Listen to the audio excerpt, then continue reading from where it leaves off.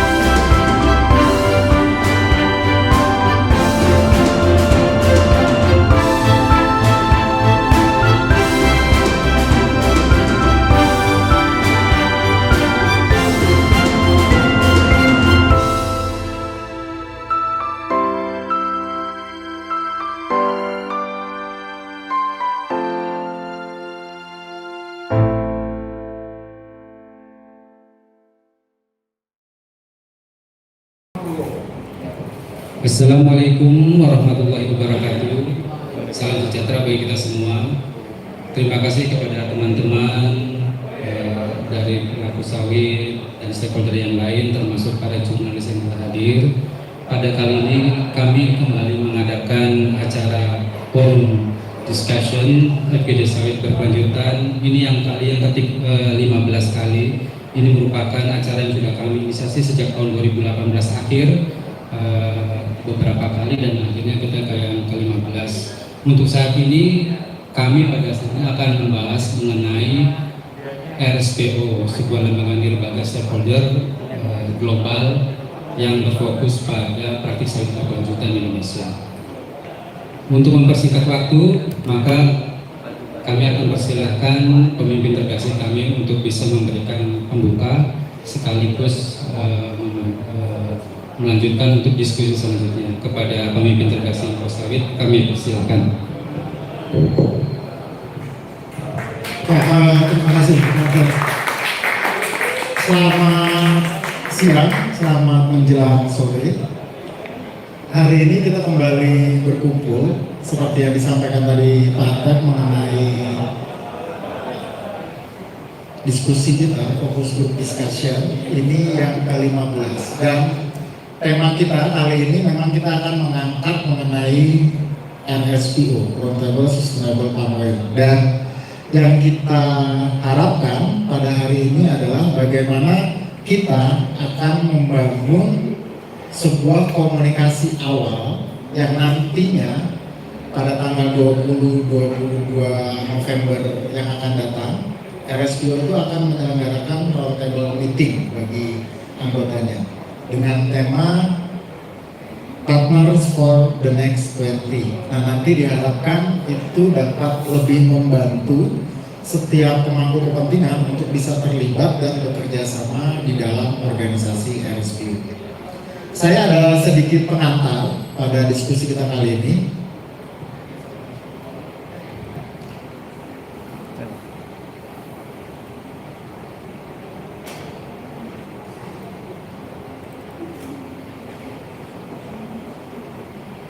Baik, jadi sedikit pengantar dari saya. Apa yang akan kita diskusikan kali ini adalah yang pertama saya akan menginformasikan juga kepada teman-teman semua bahwa pada waktu lalu kita ada buku yang namanya buku Perkebunan Sawit Rakyat, dan ini dapat membantu kita untuk memahami sejauh apa perjalanan industri sawit dari yang tadi Pak Atep sampaikan dari 2018 sampai kemarin 2020.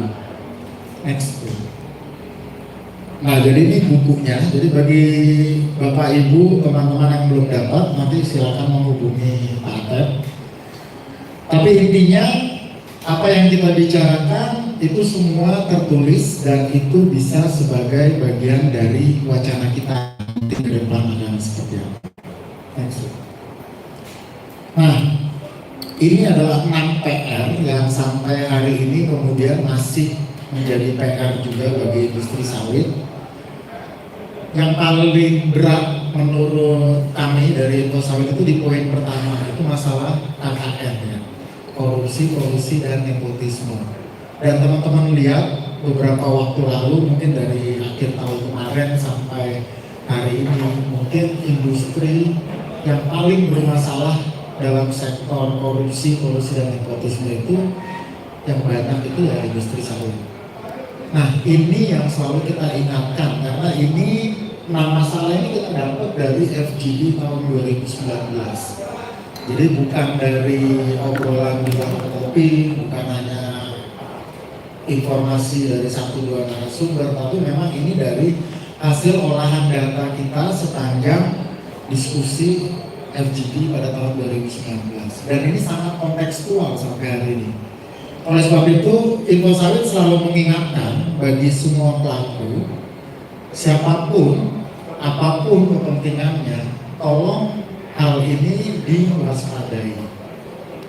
Jadi yang namanya korupsi, kolusi, nepotisme itu harus betul-betul menjadi barang yang diharamkan dan itu harus betul-betul menjadi concern bagi para pebisnis di industri sawit. Sampai akhirnya poin ke-6 ini juga masih menjadi PR, bagaimana meningkatkan porsi pasar domestik yang nanti mungkin akan dielaborasi lebih jauh oleh Pak Widrawan dari RSPO. Next.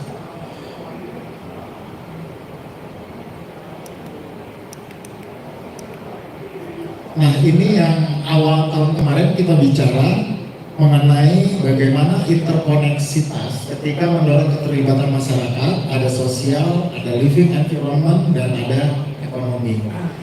Nah, apa yang ingin dicapai dari sebuah koneksitas para pelaku kepentingan ini? Di tengahnya ada yang namanya sustainable development. Ini di awal tahun kita udah bicara. Next. Lalu di 2 bulan berikutnya, di bulan Maret, kita juga bicara bagaimana minyak sawit ini kemudian digunakan sebagai sumber pangan dan bioenergi berkelanjutan. Nah, di tahun ini, awal tahun atau akhir tahun kemarin, peningkatan B35 biodiesel itu juga sudah diterapkan, walaupun pada akhir tahun ini juga kita lihat masih banyak kendala atau problemnya. Next.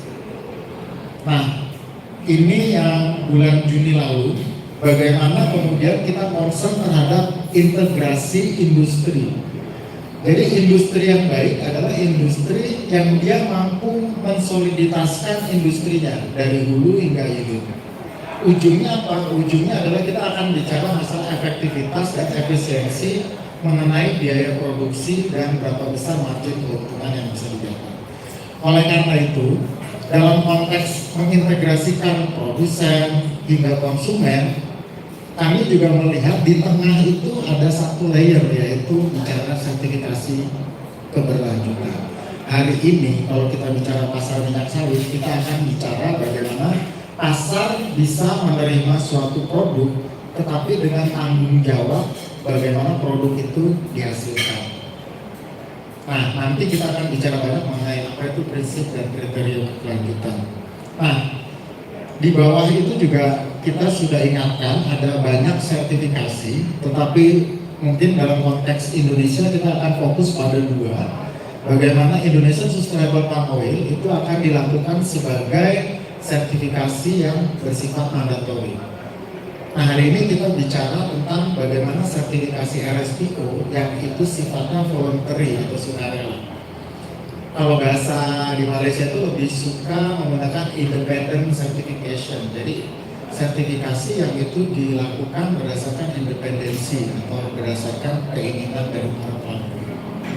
Nah, ada garis hijau yang kami juga message di sini, yaitu bagaimana mengintegrasikan fakta-fakta sawit melalui publikasi media sawit.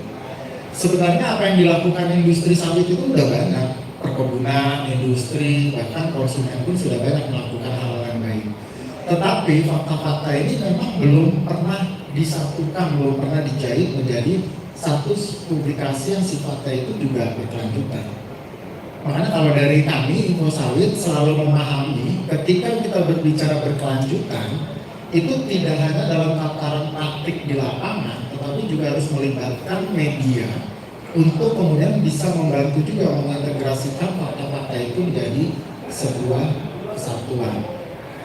Jadi clear bahwa minyak sawit berkelanjutan itu tidak hanya buat pelakunya saja, tetapi juga akan berlaku untuk publik yang kemudian mendapatkannya dari media. Next. Nah, hari ini adalah note yang kita buat dari Info Sawit mengenai sustainable palm oil. Kita koneksitaskan dengan yang hari ini mafhum atau banyak kita jumpai, yaitu masalah bagaimana perkembangan teknologi informasi dari 5G sampai 5G. Terus kalau di tim-tim pemilu sekarang kan pemenang presiden juga ada deputi 5.0 kayak gitu ya. Nah, jadi inilah yang akan kita bicarakan, bagaimana yang namanya sawit dari tahun 80-an itu baru first G, lalu kemudian 90-an, lalu kemudian meningkat di tahun 2020-an, kita bicara 5P. Jadi 5P itu apa? Ada people, ada profit, ada planet, ada prosperity, dan yang terakhir ada publication. Nah, konteks ini teman-teman akan banyak jumpai di yang namanya RSPO. Nanti biar Pak Awin yang akan menjelaskan. Tapi intinya adalah kita akan berbicara hari ini konteksnya memang khusus untuk bagaimana RSPO dan anggotanya akan menegaskan kembali komitmennya mereka untuk mengembangkan sektor minyak sawit berkelanjutan dalam jangka 20 tahun ke depan.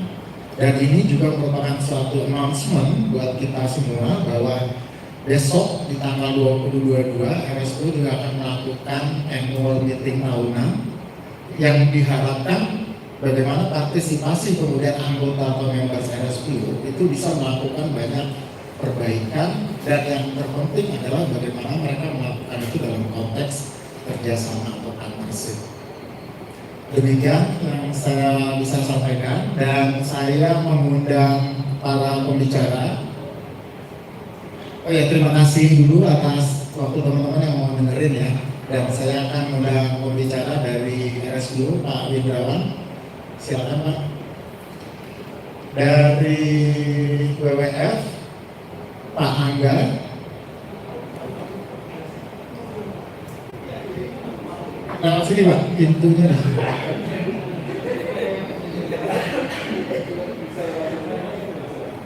Dari PT Dia, Mbak Kartika Dewi. Silakan. Dan dari Asian Agri,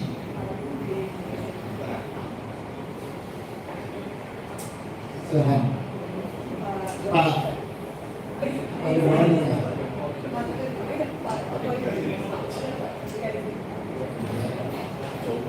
Ada di sini. Dan saya minta tolong senior saya, kawan saya, Mbak Riris dari Antara untuk memandu acara. Terima kasih. Tepuk tangan ya. Terima kasih Mas Eri. Itu ya, pengantar yang sangat mencerahkan buat saya. Udah lama banget saya tidak bicara RSPO. Kayak sering mbak, kayak memang RSPO itu lama banget gak dibicarain kayaknya. Apalagi sekarang lagi banyak isu yang lebih enak sih, pemilu, atau lagi yang keren lagi ada Palestina gitu kan. Tapi soal sustainability ini isu jangka panjang, dan inilah masa depan kita. Jadi peran RSPO ini pasti akan sangat besar gitu ya. Saya Rizdiani Mardania, wartawan Perum LKBN Antara, akan membantu jalannya diskusi ini. Bismillahirrahmanirrahim. Assalamualaikum warahmatullahi wabarakatuh. Semoga nggak ngantuk ya. Ini jam yang biasanya nggak rawan itu sama liar-liar gitu ya Mbak Kartika ya. Tadi udah dikenalkan sama Mas Eri, para pembicara kita, ini semua adalah stakeholder dari RSPO. Jadi kita akan lihat gitu ya, gimana sih komitmen dari para stakeholder atau anggota-anggota RSPO ini untuk sustainability palm oil untuk 20 tahun ke depan. Karena tantangannya pasti berubah gitu. Nah ini sudah ada Pak Windrawan, Pak dari RSPO, Pak Doris dari ASEAN Agri, produsen yang sangat besar, kemudian ada Mbak Kartika dari BIA, dan ada NGO WWF yang sangat banyak banget berita-beritanya kritis tentang lingkungan gitu. Jadi waktu pertama saya berikan kepada Pak Windrawan, setiap pembicara kasih waktu 15 menit dan selanjutnya akan ada tanya jawab. Terima kasih, silakan Pak Windrawan, waktunya 15 menit.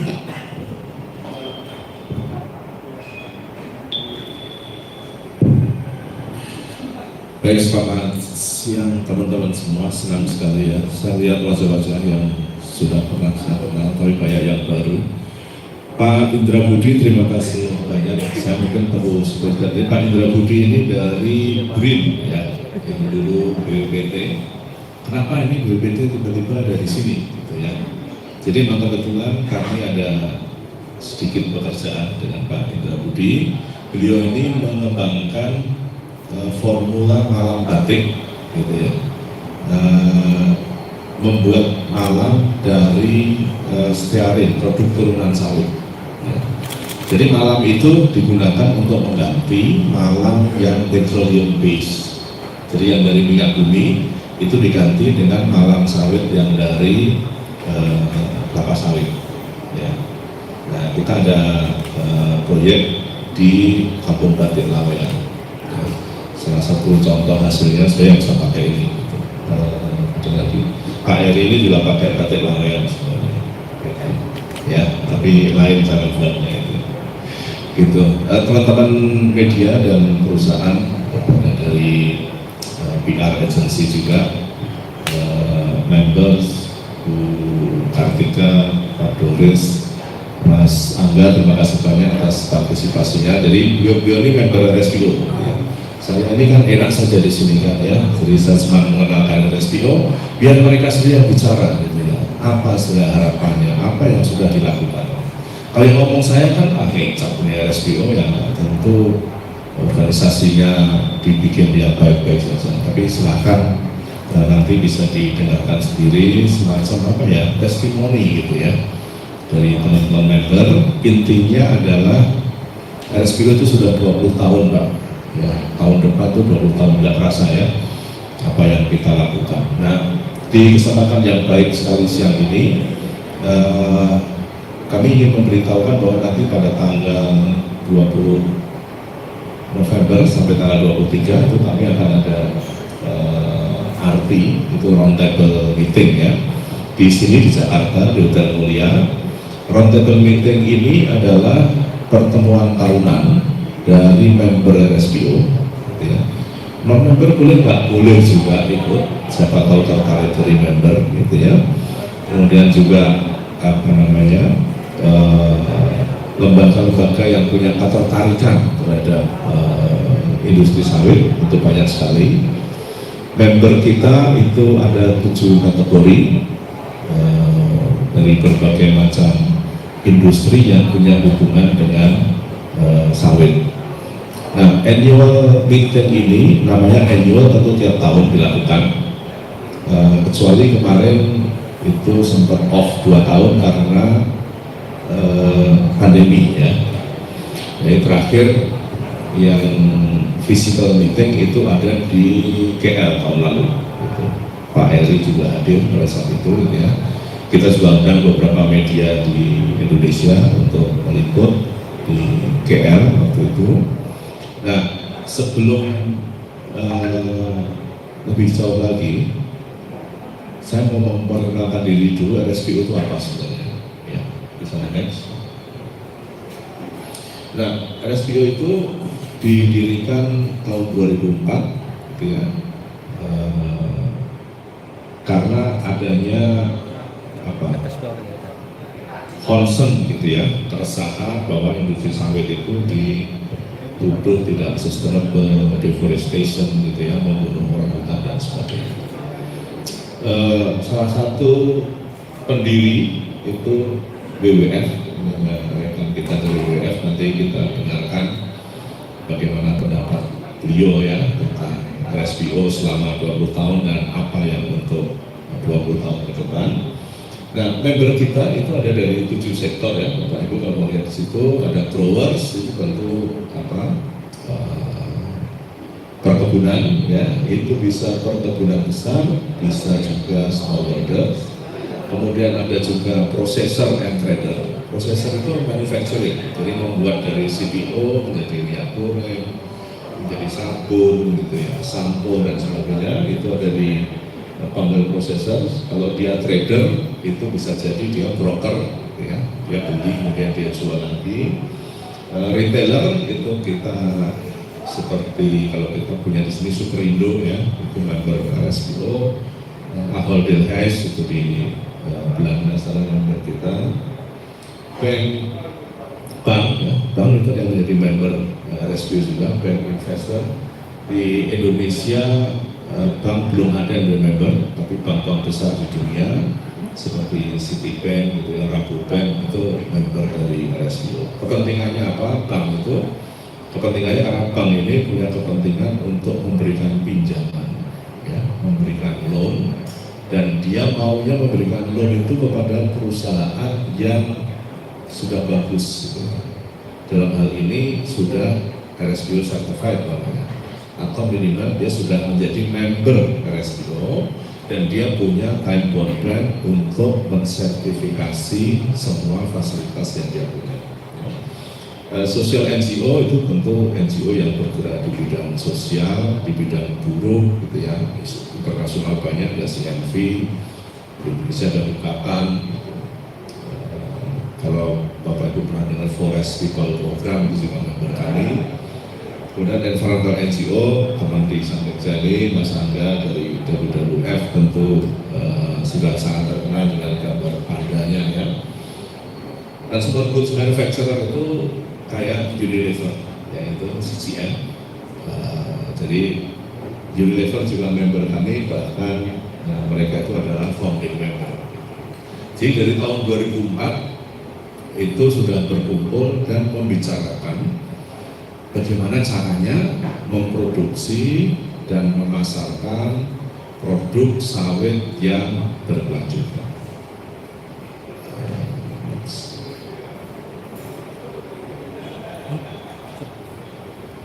Nah, selama 20 tahun itu sebenarnya impact secara umum apa yang kita capai ya. Kita sudah mensertifikasi kira-kira 4,8 juta hektar ya, 4,8 juta hektar. Member ini per Desember tahun lalu itu 5.400 sekian. Saya cek data terakhir bulan lalu member kita sudah sekitar 5.700. Member kita berasal dari 100 negara. Ya. Nanti roundtable meeting yang tanggal 20 sampai 23 itu dihadiri oleh member kita dari 43 negara. Ya, data terakhir yang kita terima kemarin. Total produksi CSPO atau yang RSPO Certified Palm Oil itu sekitar 15,1. Kira-kira 10 jutanya dari Indonesia. Ya, dari Indonesia memang powerful di bidang sawit. Kemudian, nah supply chain certificate itu adalah pemegang sertifikat dia yang di luar plantation, yang di luar growers. Itu ada 3.700-an, saya cek terakhir sekarang sekitar 3.800. Nah, walaupun kita sudah memproduksi sekitar 15-16 juta ton per tahun ya, ternyata itu baru meng-cover kira-kira 19,3, jadi hampir 20% saja dari total produksi minyak sawit seluruh dunia per tahun ya. Jadi kami baru meng-cover 20%. Nah ini yang perlu dilanjutkan nanti next 25. Lanjut. Nah, sebenarnya apa sih yang dikerjakan selama 20 tahun gitu ya. Jadi kita membuat konsep sustainability yang berdasarkan pada sistem sertifikasi.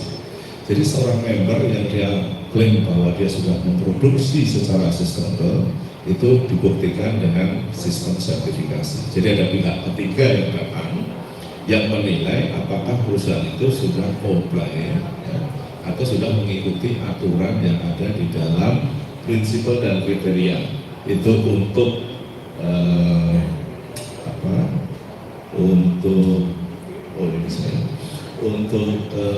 growers yang besar, ya, jadi growers besar, Asyanabi, ya, PT Bia, itu dia disertifikasi oleh lembaga sertifikasi pihak ketiga, bukan kami dari RSPO, bukan saya datang ke Asyanabi atau PT Bia terus menilai, enggak, gitu ya. Jadi pihak ketiga datang, dia buka ini prinsip, kriteria dan indikator, dia cocokin, oh sesuai certified, gitu ya.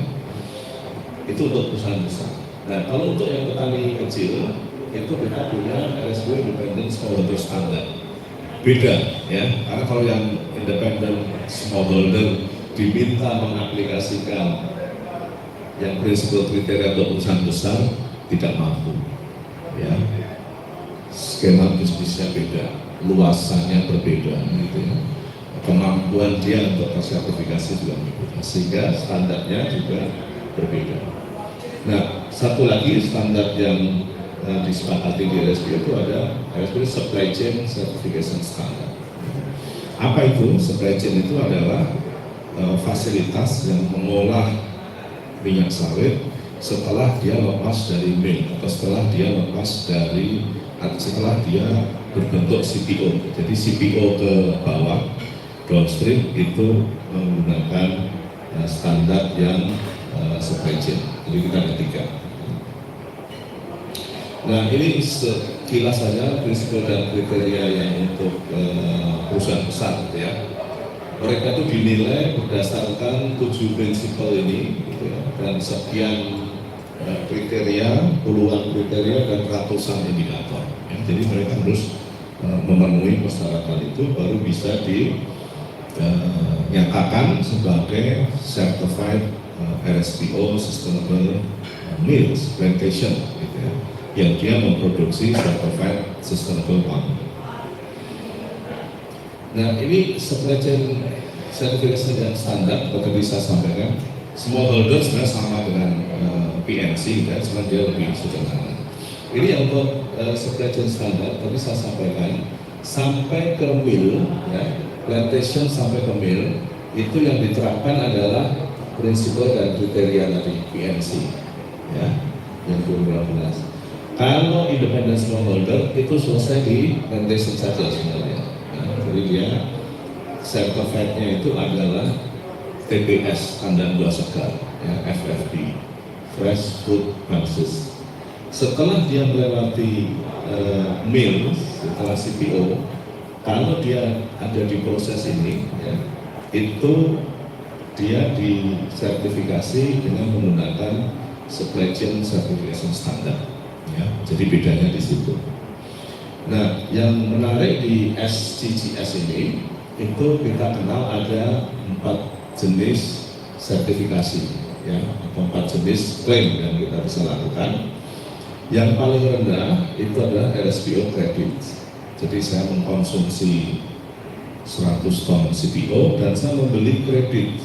Ya, saya tidak membeli fisik minyaknya. Ini seperti skema carbon credit. Jadi saya membeli kredit saja. Kredit ini dari siapa?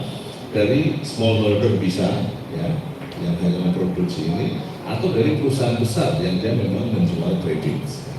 Kalau perusahaan besar itu dia bisa menjual fisik CSPO yang masuknya bisa ke mass balance. Mass balance artinya di dalam proses sampai ke CPO ini itu masih nyampur dari plantation atau kebun yang belum tersertifikasi RSPO, ya, jadi masih mix. Jadi yang paling bawah itu kredit, di atasnya itu masih mix, ya. Di atasnya lagi itu ada segregated, itu yang sudah terpisahkan, gitu ya. Jadi dia bisa membuktikan dalam prosesnya ini bahwa dia memisahkan antara yang sustainable dan tidak. Yang dia pisahkan, jadi segregated. Ini lebih tinggi lagi. Yang paling tinggi, gitu ya, itu identity preserve. Identity preserve itu dia dari single source, dari plantation, gitu ya, sampai ke CPO itu dia bisa lacak ini asalnya hanya dari satu sumber yang sustainable, gitu ya. Dia tidak perlu mensegregate lagi karena ada yang belum certified, gitu ya. Kalau yang nggak disegregate kan ya udahlah campur aja lah, mass balance, gitu ya. Itu masih bisa diakui. Ini kelihatannya sederhana tapi agak perlu dicerna lebih lanjut, gitu ya. Bahkan trainingnya pun ini cukup lama kita mau mengikuti detailnya. Nah ini yang SCCS.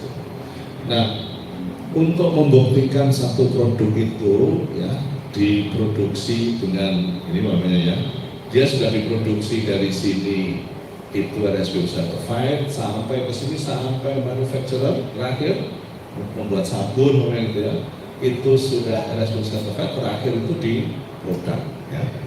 Bagaimana kita mengenali produk itu dihasilkan dari sawit yang RSPO certified itu menggunakan yang namanya trademark. Jadi kalau di produk itu ada logo seperti ini, itu biasanya sudah certified ya, atau dia good and clean, jadi kredit. Di sini ada, nanti ada yang lebih jelas lagi. Trademark itu sudah dipakai di 77 negara termasuk Indonesia.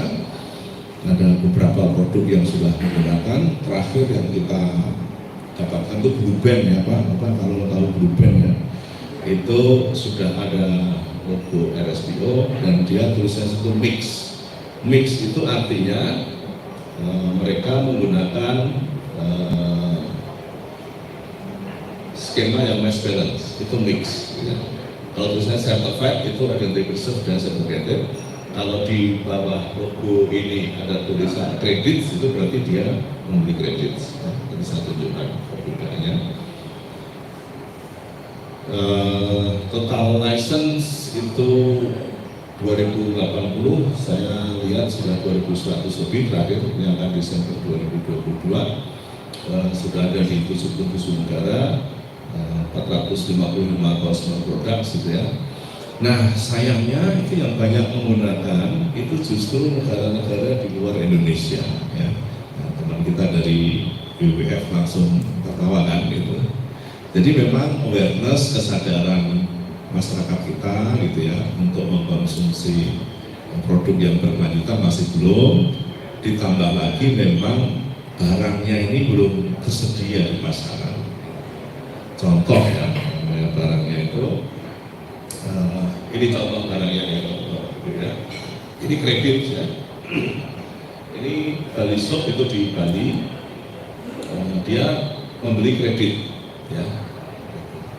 Kalau tahu kopi ini, itu dia certified-nya mix. Mix tadi berarti dia menggunakan minyak yang masih mass balance, yang masih campur dengan konvensional palm oil. Ya, mix. Nah, kalau mau yang lebih ini lagi, Bapak Ibu tahu Superindo ya, minyak 365. Itu ada dua jenis. Yang kemasannya warna kuning itu konvensional, tidak ada logo RSPO. Ya. Nah, yang ini dia ada logo RSPO, gitu ya. Menunjukkan apa ada logo RSPO ini? Menunjukkan bahwa ini certified ya. Certified itu bisa segregated atau dia bisa identity preserve. Ini menunjukkan bahwa minyak goreng ini itu sudah memenuhi sertifikasi dari mulai kebun ya, sampai ke semua ini bisa dilacak bahwa dia semua tersertifikasi RSPO. Ya. Ini pekerjaan yang memang cukup berat gitu ya, complicated gitu, tapi ya nyatanya ada yang bisa sampai di situ. Nah ini dari sisi produksi gitu ya. kita juga ada teman dari Asian Agri gitu yang banyak bekerja di smallholder. Ini saya mau cerita smallholder gitu. Nah, petani kecil itu kita lihat gitu ya, dari pertama ada proyek smallholder itu RSPO itu punya namanya RSSF, itu RSPO Smallholder Support Funds. Jadi RSPO memberikan dana untuk petani independen, petani kecil untuk menjadi tersertifikasi. Ya, kita sudah membiayai 81 proyek di 12 negara gitu ya, dan melibatkan kira-kira 44.000 smallholder gitu ya. Kita menghasilkan kredit seperti yang saya bilang ya, yang kalau dijual itu menghasilkan uang 5,5 juta US dollar ya. Uang ini didapat oleh smallholder, bisa jadi smallholdernya Asian Agri, bisa jadi smallholdernya Musimas gitu ya. Itu mendapat dari mana, siapa yang beli? Yang beli tentu member RSPO juga yang ada di downstream gitu ya. Bisa jadi beli Unilever, PNG gitu. Nah, jadi kita juga memfasilitasi jual beli dari kredit itu. Ini tentu apa namanya sangat menguntungkan bagi petani kecil gitu ya. Ada cerita satu smallholdernya Musimas itu yang di Kuala Lansia, tiba-tiba dia mendapat transfer Pak di BRI ya, yang jumlahnya itu bahkan orang BRI-nya sendiri bingung ini duit dari mana. Dari BRI nelpon koperasinya ini, kemudian ada transfer ini, underlying transaction-nya apa? Karena mereka takut ini teroris, duit apa, duit itu. Sama-sama bingungnya Pak, jadi bingung. Sempat telepon RSPO ini gimana nih? Ya begini gitu. Ya ya boleh jelaskan bahwa itu transfer dari perusahaan di Eropa yang dia membeli kredit smallholder gitu ya. Jumlahnya lumayan Pak, itu sekali transfer. Tergantung jumlah kredit yang dia berhasil jual. Ini masih ya angka itu silakan nanti dilihat. Ini di breakdown dari tadi gitu. Masih Indonesia itu masih paling banyak proyeknya, Bapak lihat di sini ya. ROW itu rest of the world, kita paling banyak 49 proyek ya, karena memang kita penghasil terbesar gitu. Kemudian area juga yang disertifikasi itu Indonesia juga paling besar ya, kita di sini. Penambahannya luar biasa dari tahun ke tahun gitu, 37%, 35%. Ini produksi tanggal 2 segar ya. Nanti di-share kalau mau dipelajari lebih detail silahkan. Ini secara internasional juga global ya, itu support kita terhadap itu kita bisa lihat. Kalau skim ini yang plasma ya Bapak dan Ibu ya. Kalau yang kita bicarakan sekarang itu yang independen, itu kita bisa lihat luar biasa peningkatannya gitu. Change gitu ya, production area berapa kenaikan dan sebagainya. Kalau Bapak mau kutip silakan, ini nanti akan di-share datanya, data lengkapnya saya juga ada, kalau mau PDF-nya saya bisa share juga. Jadi selama 20 tahun bekerja membuat sampai lebih sustainable itu peningkatannya sudah luar biasa. Satu yang nanti saya serahkan ke PTB itu masalah konservasi Pak. Ya. Konservasi ini member RSPO secara total itu ada sekitar mempunyai kawasan hutan atau high conservation value sekitar 300 ribuan hektar. Indonesia sendiri kita punya sekitar 170 ribu hektar kawasan HCV, high conservation value, di dalam perkebunan sawit. Itu mau dibawa kemana? Next 20 nanti saya minta masukan dari teman-teman yang produksi. Lupa kalau memang ada waktu lihat-lihat, kita juga akan undang media gitu ya. Pak Eri dari Infosawit ini menjadi media partnernya RSPO untuk arti nanti di Hotel Minasa tanggal 20 sampai 22 November. Saya kira itu dulu, atau 15 menit atau lebih. Terima kasih atas perhatiannya. Lebih dikit ya. Terima kasih Pak Windrawan, asik ya. Saya melihatnya tuh, ya itu sustainability itu memang berkesinambungan banget, benar-benar Pak, masa depan gitu ya. Terus tadi saya lihat, senang juga sih lihat Indonesia berkontribusi lebih dari 50% untuk CSPO, tapi itu cuma kurang dari 20% produksi CPO Indonesia ya Pak. Masih dikit sekali dan masih punya peluang untuk jadinya gitu. Nah, pasti teman-teman juga punya pertanyaan yang nanti kita itu ya tahan dulu. Pasti menarik deh. Kalau saya tadi masih bingung soal yang gimana perdagangan kreditnya. Tapi itu nanti mungkin saya ngobrol secara pribadi sama biar saya tahu gitu. Dan saya tadi lihat dari 7 kriteria itu Pak kan nggak ada konsumen ya Pak, ya di member gitu. Padahal konsumen lah di lapangan yang akan lihat ini produk sustainability atau enggak sih ya gitu.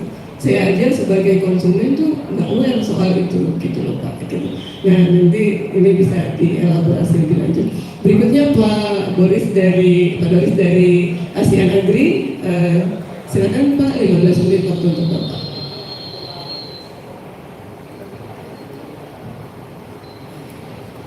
Baik, mungkin Pak dan Ibu, perkenalkan, nama saya Doris Subakti dari ASEAN Agri.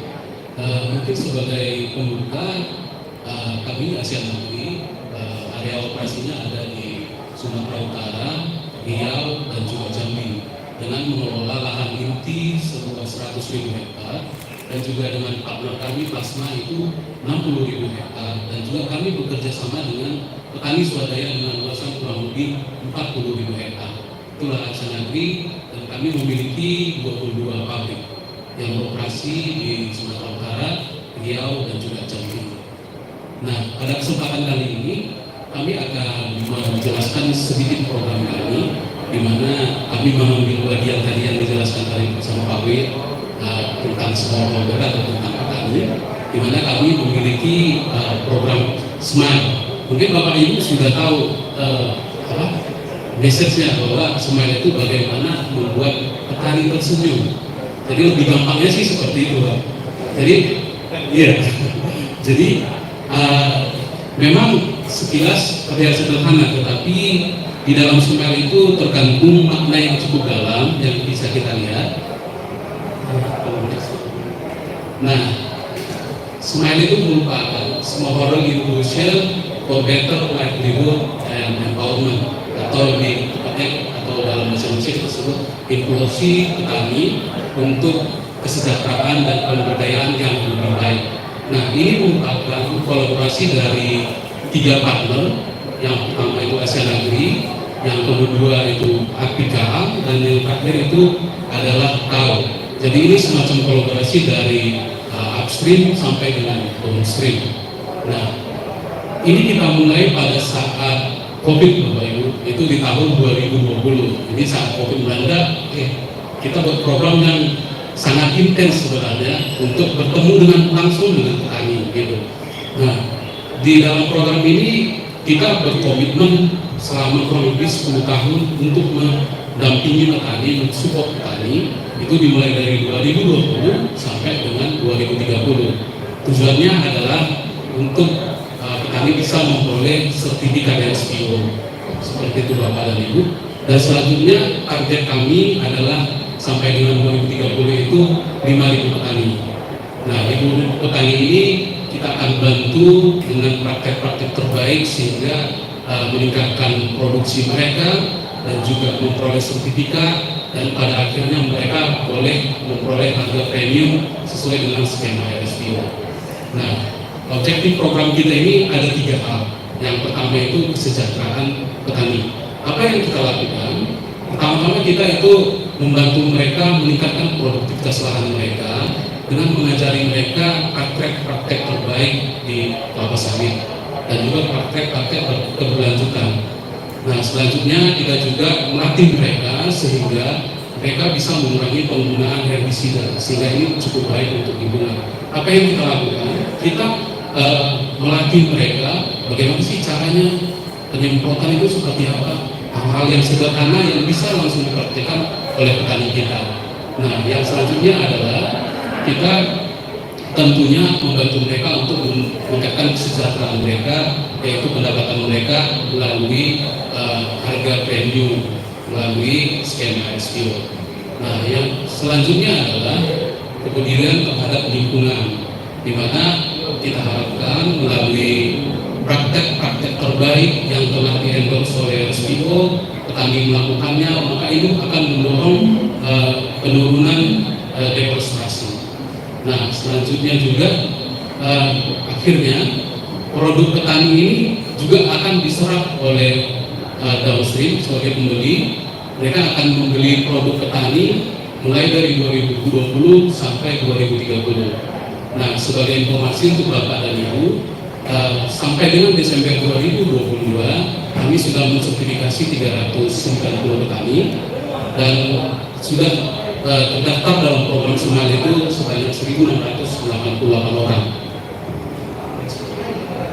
Nah, di dalam program ini kan kolaborasi gitu ya. Jadi kita sebagai Yayasan Agri juga punya role sendiri, juga Apikal punya role sendiri, dan juga KAO. Nah, dalam hal ini saya dari Yayasan Agri akan menjelaskan role kami sebagai pendamping daripada petani. Jadi di level kami melakukan pertama-tama itu mulai dari identifikasi petani, kemudian melakukan gap analisis untuk melihat kesenjangan sejauh mana petani sudah memenuhi prinsip dan kriteria SPO. Kemudian melakukan training apa yang dibutuhkan oleh petani. Lalu selanjutnya kami juga bekerja sama dengan pihak ketiga untuk melakukan training dan juga untuk engage dengan lembaga sertifikasi. Nah, selanjutnya kami juga mendampingi petani untuk memenuhi seluruh prinsip dan kriteria SPO. Nah, dan yang berikutnya itu adalah komunikasi, dan yang terakhir dan tidak kalah penting adalah bagaimana kami bersama-sama dengan operasi atau KUD untuk melakukan kontrol dan monitoring seluruh aktivitas ini. Nah, untuk detailnya bisa saya sampaikan di slide berikutnya. Nah, dari identifikasi petani, apa yang kami lakukan adalah kami berharap bahwa petaninya sudah bergabung dalam organisasi seperti koperasi atau asosiasi. Nah, kemudian kita mau kenal nih petaninya. Nah, petaninya namanya siapa, lahannya seperti apa, dan juga yang paling penting adalah kita menanyakan kesediaan mereka untuk mengikuti program kita.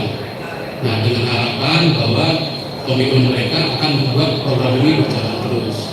Nah, selanjutnya kita melakukan gap analisis untuk melihat kondisi mereka, apa kekurangan mereka yang mereka butuhkan untuk memenuhi persyaratan SPO.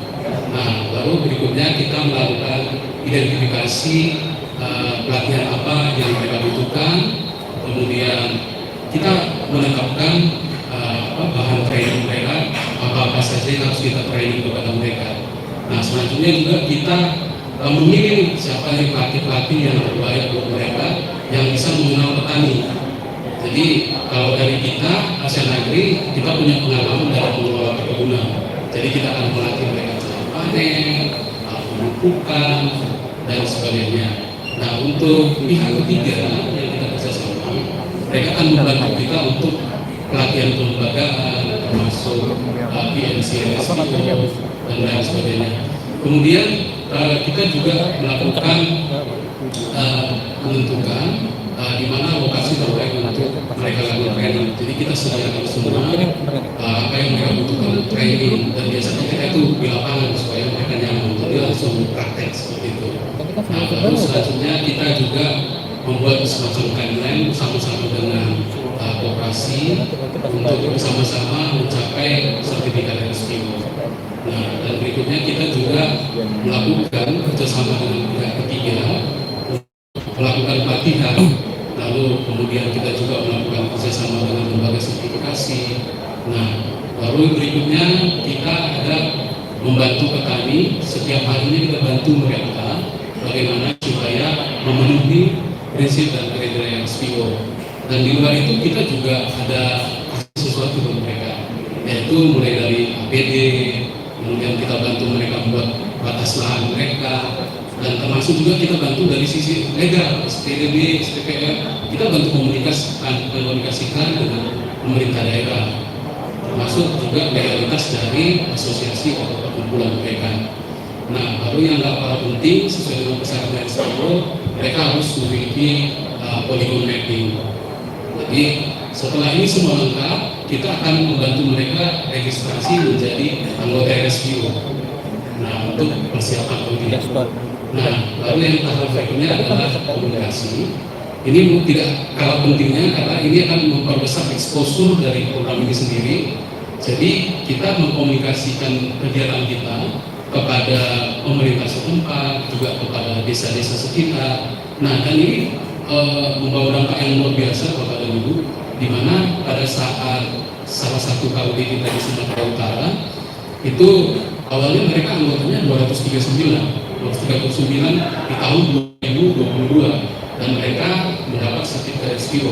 Nah, dan di tahun itu juga mereka berhasil menambah anggota mereka sebanyak 536. Jadi total anggotanya sudah menjadi 775 orang dalam setahun, Bapak Ibu. Jadi ketika kita mengkomunikasikan hal-hal yang baik seperti ini, akan banyak dapat dukungan dari orang-orang sekeliling kita. Nah, baru yang tahapan terakhir yang tidak kalah pentingnya adalah lakukan kontrol dan monitoring setiap aktivitas kita sampai petani kita mendapatkan sertifikat SPO. Nah, mungkin itu dari kami. Sebagai penutup, kami menyampaikan bahwa program ini adalah kerjasama antara Asian Agri, Apika, dan KAU bertujuan untuk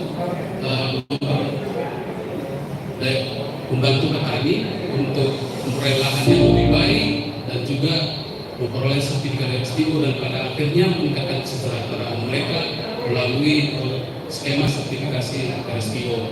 Dan program Semayang ini juga adalah bagian dari Asian Agri 2030, di mana pilar pertama kami adalah kemitraan dengan petani.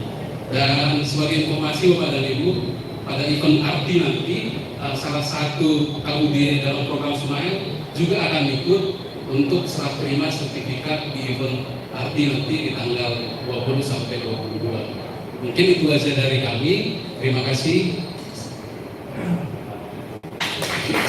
Terima kasih Pak Dewi atas presentasinya, menarik loh Pak. Sebenarnya akan lebih menarik kalau Bapak tuh juga mempublikasikan lewat feature reporting, ajak wartawan ke kebun langsung apa yang Bapak lakukan di sana. Itu akan lebih menarik dan itu lebih siap. Mungkin teman-teman akan suka dari wartawan gitu ya. Jadi mereka tahu kendalanya apa sih yang Bapak ada kendala nggak di sana. Terus tanggapan dari small ordernya seperti apa, itu menarik banget kalau buat reportase loh Pak, wartawan gitu. Makasih Pak Dori Sukanta atas presentasinya. Berikut Mbak Kartika Dewi dari BIA, apa yang dilakukan dan apa untuk 20 tahun ke depan. 15 menit untuk Mbak Dewi, silakan Mbak.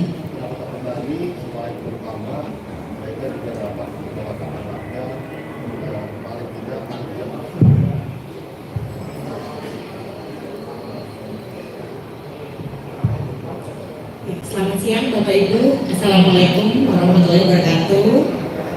Pertama saya mengucapkan terima kasih dulu pada Info Sawit karena sudah mengundang saya di acara ini. Kali ini kami akan sharing tentang what is our plan for the next 20 years. Jadi saya dengan Kartika dari ESG Manager dari PT BNJ Agrindo.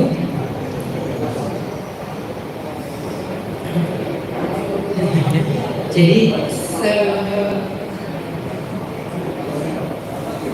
backnya kemana? Yang ke atas, yang tengah maksudnya. Oke, jadi sekilas saya informasikan tentang PT Bio Inti Agrindo. Alhamdulillah kami adalah perusahaan perkebunan pertama di Papua yang telah tersertifikasi RSPO. Dan juga ternyata kami juga yang pertama yang tersertifikasi proper dan ISO 45000. Jadi walaupun kami masih baru, namun untuk di Papua kita bisa bilang bahwa kita adalah pionir untuk sustainable growth. Luas area lahan kami ada 26.000, produksi tahunan ada 186.000 ton, itu data tahun 2022. Dan untuk HCV, kami mengkonservasikan areal yang ada di dalam HGU kami sebesar 6.700. Kalau dilihat dari planted itu kurang lebih 20%. Dan juga kami telah memberikan 20% lahan kepada plasma, dan juga kami juga sudah mengimplementasikan sistem bagi hasil. Hal itu sebenarnya adalah turunan daripada visi dan goals kami untuk achieving sustainable growth, contributing to environment and society. Karena kami menganggap bahwa menghargai orang adalah nilai yang penting. Lalu untuk the next 20 years, kami juga memiliki liability dan juga komitmen for developing environment conservation dan community development program. Saya juga mau menginformasikan sekilas tentang RSPO. Ini tadi yang Pak Wi ceritakan tentang trademark, kami juga sudah mendaftar lisensinya. Jadi perannya RSPO buat kami salah satunya adalah RSPO membangun sistem yang kita sebut dengan key, RSPO key dokumen. Di situ ada RSPO PNC dan segala macam panduan. Nah, dari situ kita berusaha untuk comply kepada panduan tersebut. Namun kami percaya dan kami akan terus melakukan bahwa not only for legal compliance, tapi beyond daripada itu kami berusaha untuk membuat sustainable menjadi budaya di perusahaan. Untuk sekarang saya juga mungkin udah bisa memberikan review bahwa mungkin lalu-lalu atau 5 tahun lalu kita bisa bilang RSPO lama. Namun sekarang di 2 atau 3 tahun terakhir RSPO melakukan berbagai macam pembaruan yang menurut kita sekarang responnya cepat. Mereka membantu atau mensupport membernya. Karena support yang baik itu, lalu kami juga akhirnya memutuskan untuk support RSPO. Kami sponsoring RT untuk 2022 dan 2023. Nah, ini adalah goals untuk kegiatan atau project community development dan environment conservation. Jadi kalau kita bicara tentang konservasi, secara holistiknya ialah kita nggak bisa terlepas dari society, karena di dalam untuk melestarikan konservasi tersebut kita dapat bersama dengan masyarakat untuk melestarikannya. Makanya goalsnya ada 2, yaitu maintain dan enhance the ecosystem dan improve the community welfare.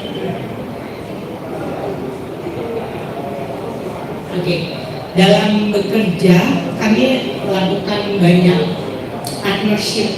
Kami berkolaborasi dengan multi stakeholder. Aktor utama di sini kami bisa bilang adalah masyarakat, karena masyarakat yang tinggal itu bisa kita jadikan sebagai aktor. Salah satunya yang sudah kita lakukan ialah kami berkolaborasi dengan masyarakat dalam melakukan monitoring HCV yang ada di area konservasi kami.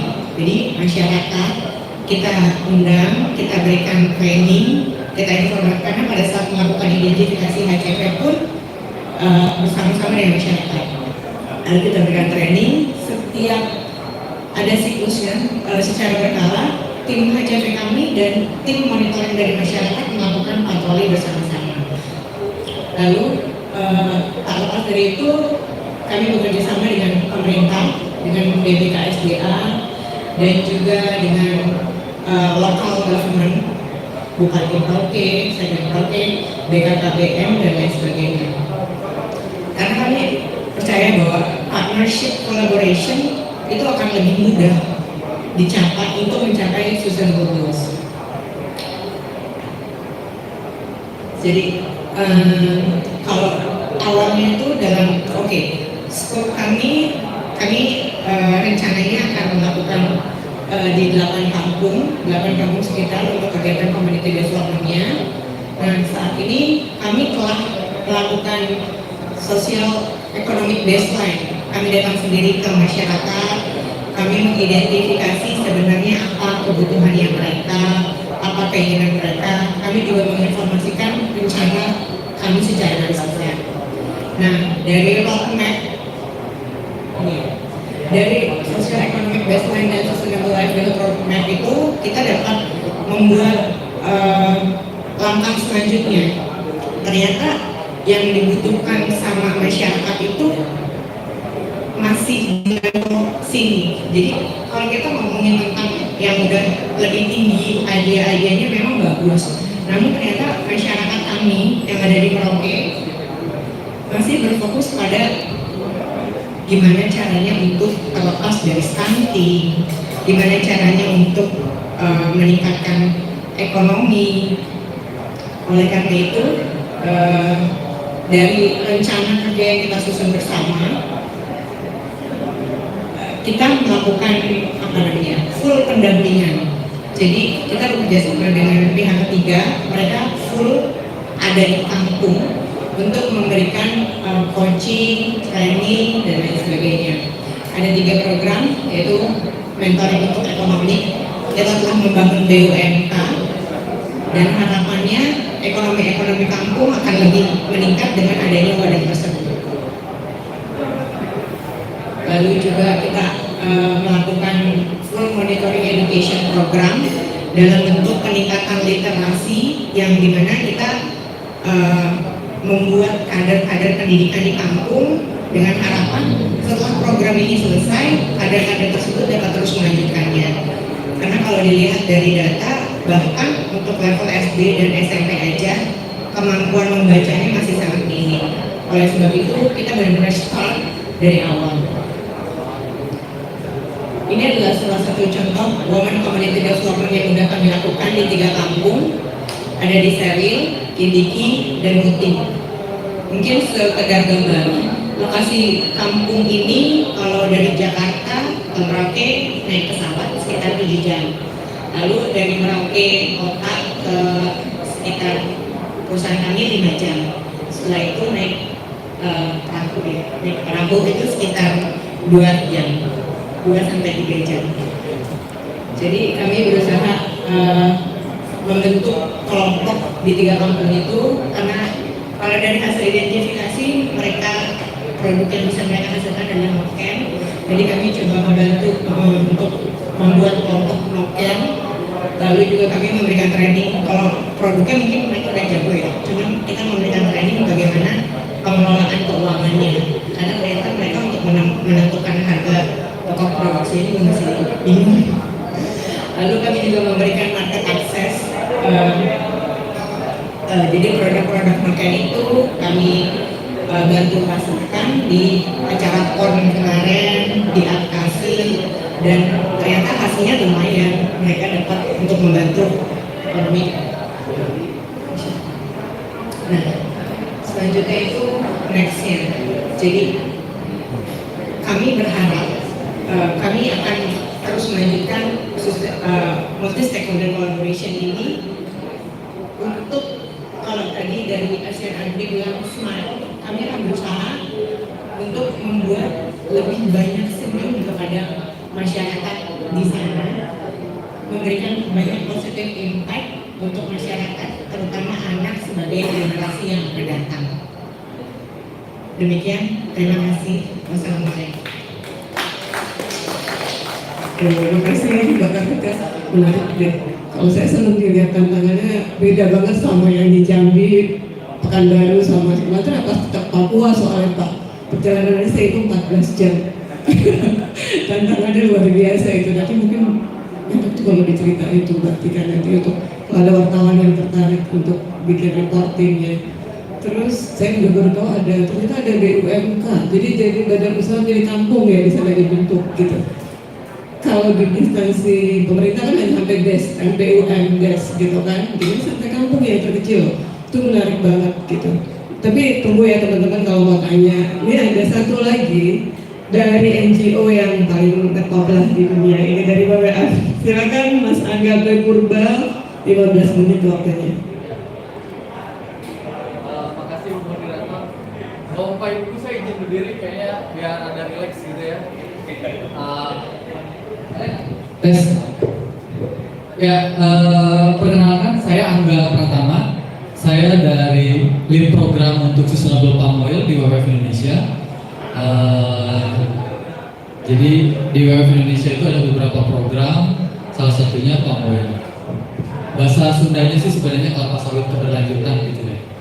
Nah, juga saya mau koreksi gitu ya, dari pembawa acara bilang WWF rajin mengkritik. Sebenarnya WWF itu tidak anti sawit gitu. Makanya ada program ini. Kalau WWF anti sawit nggak ada program palm oil gitu ya. Jadi kami tidak mengkritik, jadi kami hanya mencoba membangun awareness. Sawit itu nggak bisa dikritik, karena dari bangun tidur sampai tidur lagi pakai sawit terus gitu. Jadi nggak boleh, bukan nggak boleh. Kalau kata guru ngaji saya, jangan menyalahkan tanamannya nggak salah, yang salah orangnya. Jadi biarin aja sawit kayak gitu, karena yang salah sebenarnya bukan tanamannya. Oke, next Pak. Sekilas WWF itu kita berdiri dari tahun 1962, itu awalnya internasional. Tapi tahun 96 kita sudah berbadan hukum resmi Indonesia. Jadi sebenarnya banyak orang bilang WWF ini lembaga internasional, iya. Sebelum tahun 96, setelah tahun 96 kami bentuknya yayasan resmi di Indonesia, berbadan hukum Indonesia. Nah saat ini kami punya 3 program utama yang lagi dijalankan. Itu ada Forest and Wildlife. Ini punten ya, saya pakai bahasanya bahasa Sunda semua ini ya. Forest and Wildlife ini istilahnya ini program kehutanan sama program satwa liar. Terus itu ada Marine and Fisheries, ini program kelautan. Terakhir ini ada Climate Market Transformation, ini ada bahasa di awan-awan gitu ya. Tapi intinya ini berbicara climate sama komoditas gitu. Nah kebetulan saya ada di poin nomor 3. Bentar Pak, jangan buru-buru Pak, saya 15 menit jatahnya Pak. Nah, tadi saya diskusi nih sama Pak Brin, ada nggak ya hutan yang di restore balik gitu? Kebetulan WWF Indonesia bersama mitra itu dikasih izin Pak sama pemerintah Indonesia untuk melakukan perbaikan hutan. Totalnya sebenarnya 38.600 hektar. Nah, yang ini itu sebenarnya lokasinya ada di ini ada di Jambi. Jadi kita kerja sama lasernya. Nggak ada Pak, di rumah saya gini Pak. Ini kami kerja di Jambi dengan beberapa suku anak dalam dan kalau pernah dengar talang mama, nah di sini nih. Jadi 35.000 hektar ini adalah udah hutan, kita hutankan bersama pemerintah daerah dan masyarakat. Jadi ini salah satu program penghutanan yang lagi kita lakukan. Nah kebetulan waktu itu Ciko Jericho kita bawa ke sana biar lihat kondisi hutannya. Mantap. Nah, ini sekilas saja. Jadi saya pengen bicara bahwa kalau tadi Pak Rin udah bilang sawit ini yang masuk ke kita cuma 50%. Sorry, maaf, bisa ini saya pakai bahasa Sunda lagi ya. Jadi Indonesia itu sebenarnya punya produksi sawit terbesar. Data terakhir 2020 itu sekitar 46 juta ton. Gede pisan, gede banget. Dan lebih dari setengahnya itu adalah supply ke global. Jadi ini sangat besar, sehingga juga memang sangat berkontribusi pada GDP. Jadi kalau diestimasikan GDP kita untuk kontribusi sawit itu 3,5 sampai 4%. Di bawah mining and oil and gas. Jadi sangat banget relevan kalau bicara sawit itu sangat sensitif dan strategis. Dari segini yang dibalikin ke Indonesia, dipakai ke Indonesia itu sekitar 10 sampai 10 juta ton lah, jadi cukup besar juga. Jadinya apa? Jadi sawit, jadi minyak goreng, jadi mentega, jadi segala macam, banyak banget. Nah, sayangnya banyak orang yang menyatakan kalau sawit itu adalah sebagai driver deforestasi. Jadi di general, apa sih deforestasi itu? Istilahnya mah yang membabat hutan gitu ya. Nggak bisa kita generalkan bahwa semuanya itu adalah menyebabkan deforestasi. So gimana dengan petani-petani kita di Sumatera Utara yang mungkin itu udah ada di tahun 90-60an gitu. Kan nggak bisa dibilang sebagai deforestasi. Jadi generalisir ini yang mungkin perlu kami sebagai civil society memberikan balancing campaigns. Jadi artinya kalau misalkan ada sisi sebelah yang memblack campaign, kita bawa tarik dengan naratif yang lebih positif.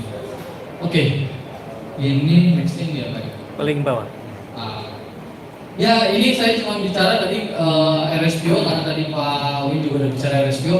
Ini adalah consumption-nya. Jadi RSPO kemana aja negaranya ke sini Bapak Ibu. Cina, India, Indonesia, Malaysia dan Singapura. Ternyata Singapura besar, tentu besar. Karena kan beberapa trader kita juga berkantornya di sana ya. Wilmar, Apical, Sinarmas, karena memang tradernya ada di sana. Kemudian juga ini berbicara terkait kredit. Tadi bicara kredit, nah ya ini. Kebanyakan memang kreditnya di pembagian kredit, Mas Brian dan segregation. Ini angka yang kita dapatkan dari RSPO, tapi tadi datanya Pak Win lebih update pastinya. Karena beliau RSPO-nya. Nah, ini angka yang kami lakukan analisis tahun lalu bahwa memang konsumsi terbesar kita ya Indonesia, baik lagi. Walaupun kita sumbernya ke luar negeri, tapi ya baik lagi ke Indonesia. Saya berbicara ini, saya akan berbicara tentang sebuah background-nya dulu. Jadi kelihatan nanti, oh ternyata pasar kita juga besar ketinggiannya, jadi apa yang bisa kita kerjakan? Nah, ini adalah program yang saya naungi di bawah saya. Jadi program saya itu saya menjelaskan ini aja sebenarnya. Jadi di mana kami bekerja dengan smallholder. Saat ini total smallholder yang kami dampingi sekitar 2000-an petani.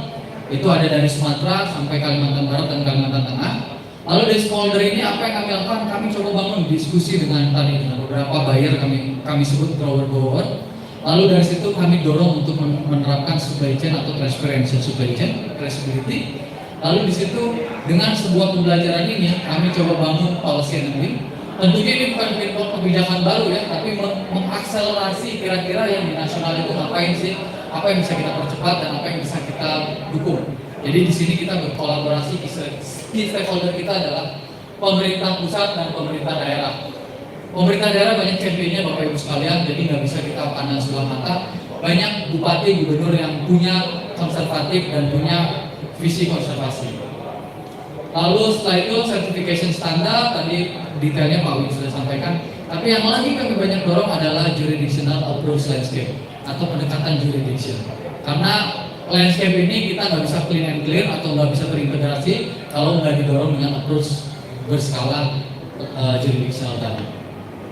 Ini selesai, kami namakan upstream. Di upstream ini sudah selesai, baru kami mulai ke sini. Apa yang di sini? Kami bekerja dengan 16 bank untuk sustainable finance. Jadi di sini kami ada koalisi bank untuk membangun bagaimana NDPA, RSPO, certification, ESG itu masuk menjadi kriteria untuk melakukan investment kepada perusahaan. WWF Technical Expert untuk membantu bank-bank ini melakukan audit dan analis. Jadi kita bantu itu. Dan ini kita berkolaborasi dengan Bank Indonesia dan OJK serta beberapa bank multinational company. Wah ini bank udah selesai, nah baru kita pindah ke sini corporate engagement ataupun ini kita namakan downstream. Jadi di sini ada bicara upstream, bicara landscape, bicara sustainable finance. Terakhir kami berbicara awareness. Corporate engagement ini ngapain aja Pak? Kami bekerja dengan buyer-buyer tadi di Apical disebutkan ada KAO dan segala macam. Di sini kami bicara dengan engage dengan Mars, Unilever, AAK, IKEA, PepsiCo, banyak lah di sini. Lalu di sini ada consumer awareness. Tadi moderator bilang consumer awareness benar. Sampai tahun ini kami setidaknya sudah bekerja sekitar 60.000 komunitas dan masyarakat di 16 kota. Jadi kami bangun, ayo beli sawit yang baik karena kami percaya social movement itu lebih efektif. Kita FGD ini efektif. Cuma tadi kayak moderator bilang, aduh saya nggak tahu nih ada sawit yang kayak gini gitu. Ternyata tapi social movement kita ngajak komunitas, kita ngajak mama-mama muda untuk berdialog sawit itu lebih efektif karena viewernya banyak. Nanti saya lihatkan slide-nya di mana. Pak, mana Pak slide saya Pak? Sorry. Searching. Ya, jadi itu adalah gambaran program kami bekerja. Dan satu yang paling penting, sejauh pengetahuan kami, smallholder itu ada dua. Tadi yang Pak Win sampaikan ada plasma. Yang plasma ini kayak teman-teman Apical atau teman-teman National Grid atau teman-teman dia itu ada mitranya, jadi itu sudah terstruktur dalam mitra. Tapi ada yang independen. Independen itu jumlahnya antara 2,5 sampai 3 juta hektar. Jadi dari total 16,38 juta sawit, setengahnya itu dari independen smallholder. Nah itu yang WWF dan banyak teman-teman membantu dorong tadi. Karena itu adalah key aktor dari supply chain. Nah sayangnya karena sertifikasi menuju sertifikasi RSPO itu cukup mahal, angka pembelajaran kami untuk mendampingi satu kelompok petani dengan jumlah 100 sampai 200 petani itu di angka 1,5 miliar untuk 2 tahun. Itu pembelajaran kami dan itu sudah kami publikasi reportnya. Itu adalah proses pembelajaran. Bayangkan kalau itu dikerjakan sama petani, rasanya nggak mungkin. Makanya 90% petani swadaya itu pasti ada dampingannya. Makanya tadi RSPO ada skema RSFF. Ya ini adalah lingkup pekerjaan tadi setelah saya sebelumnya. Palm oil kelapa sawit berkelanjutan WWF itu di mana? Kami ada di Aceh, ada di Riau, ada di Jambi, ada di Kalimantan Barat, di Kalimantan Tengah, ada di Papua, di Selatan Papua, di Papua Barat dan Papua Barat Daya. Saya tidak akan begini di detail, nanti ibu bapak statusnya puyeng. Nah ini adalah output sementara dalam 1 tahun terakhir yang akan saya sampaikan. Jadi karena kami biasanya basicnya based on result untuk ngapain aja sih orang-orang di Palm oil program itu sebenarnya. Jadi kami ini sekarang mendorong berkolaborasi mendorong 8 kebijakan terkait dengan sustainable palm oil komoditas. Tapi tidak hanya kebetulan saya tidak hanya komoditas palm oil, itu ada kopi dan yang lainnya. Jadi ini ada 8. Lalu kami sudah melakukan 12 research publication. Ini kolaborasi dengan 6 universitas. Jadi kita sudah publis ini. Salah satunya Biofuel yang terakhir. Lalu kami sudah men-train lebih dari 1.000 smallholder. Ini semester berjalan ya. Berarti 10 bulan ini sudah 1.000 smallholder kita training. Lalu yang sudah dipetakan adalah 100.000 hektar pakai drone Pak. Jadi bukan pakai GPS biasa lagi, itu bisa kayak kita pakai drone kita terbangin. Ini mappingnya ini. Lalu pendampingan petani yang sudah RSPO certified, insya Allah. Kalau tadi Pak Doris bilang naik, insya Allah WWF tahun ini juga naik Pak. 300 petani Pak. Itu ada di 700 petani kita naik. Ini juga kita dampingin yang ada di Kalimantan Barat. Ini petani upstream, lalu ini traceability. Nah ini traceability-nya apaan lagi bentuknya? Jadi kalau memperhatikan dinamika sertifikasi ataupun palm oil yang lagi ngehit sekarang itu adalah traceability. Apalagi itu bentuknya mazhabnya itu apalagi sebenarnya sederhana, kita pengen tahu aja buah ini pindah dari sini ke sini mana alurnya gitu. Nah itu yang lagi diminta Eropa tuh dari itu. Nah jadi nanti Eropa minta yang kayak gitu. Jadi kalau misalkan itu tidak bisa dibuktikan oleh para grower dan perusahaan, operator di Rotterdam nggak mau beli itu karena itu nggak akan bisa diterima di pasar mereka. Itu berlaku tahun depan. Jadi makanya dari sekarang beberapa perusahaan itu sudah mempersiapkan skema traceability-nya masing-masing. Lalu ini business engagement. Nah ini kami kerja di sini nih. Jadi saya senang tadi ada ibu ini, saya nanti mau approach setelah dari sini Pak Win. Karena dengan Apikal saya sudah sering ketemu dengan Sinarmas sudah gitu. Jadi kami punya 71 company restoran, hotel, kafe dan beberapa yang lagi mencari CSPO Pak. Tadi Pak Win sudah sampaikan nyari produk kita ini susah di Indonesia nih.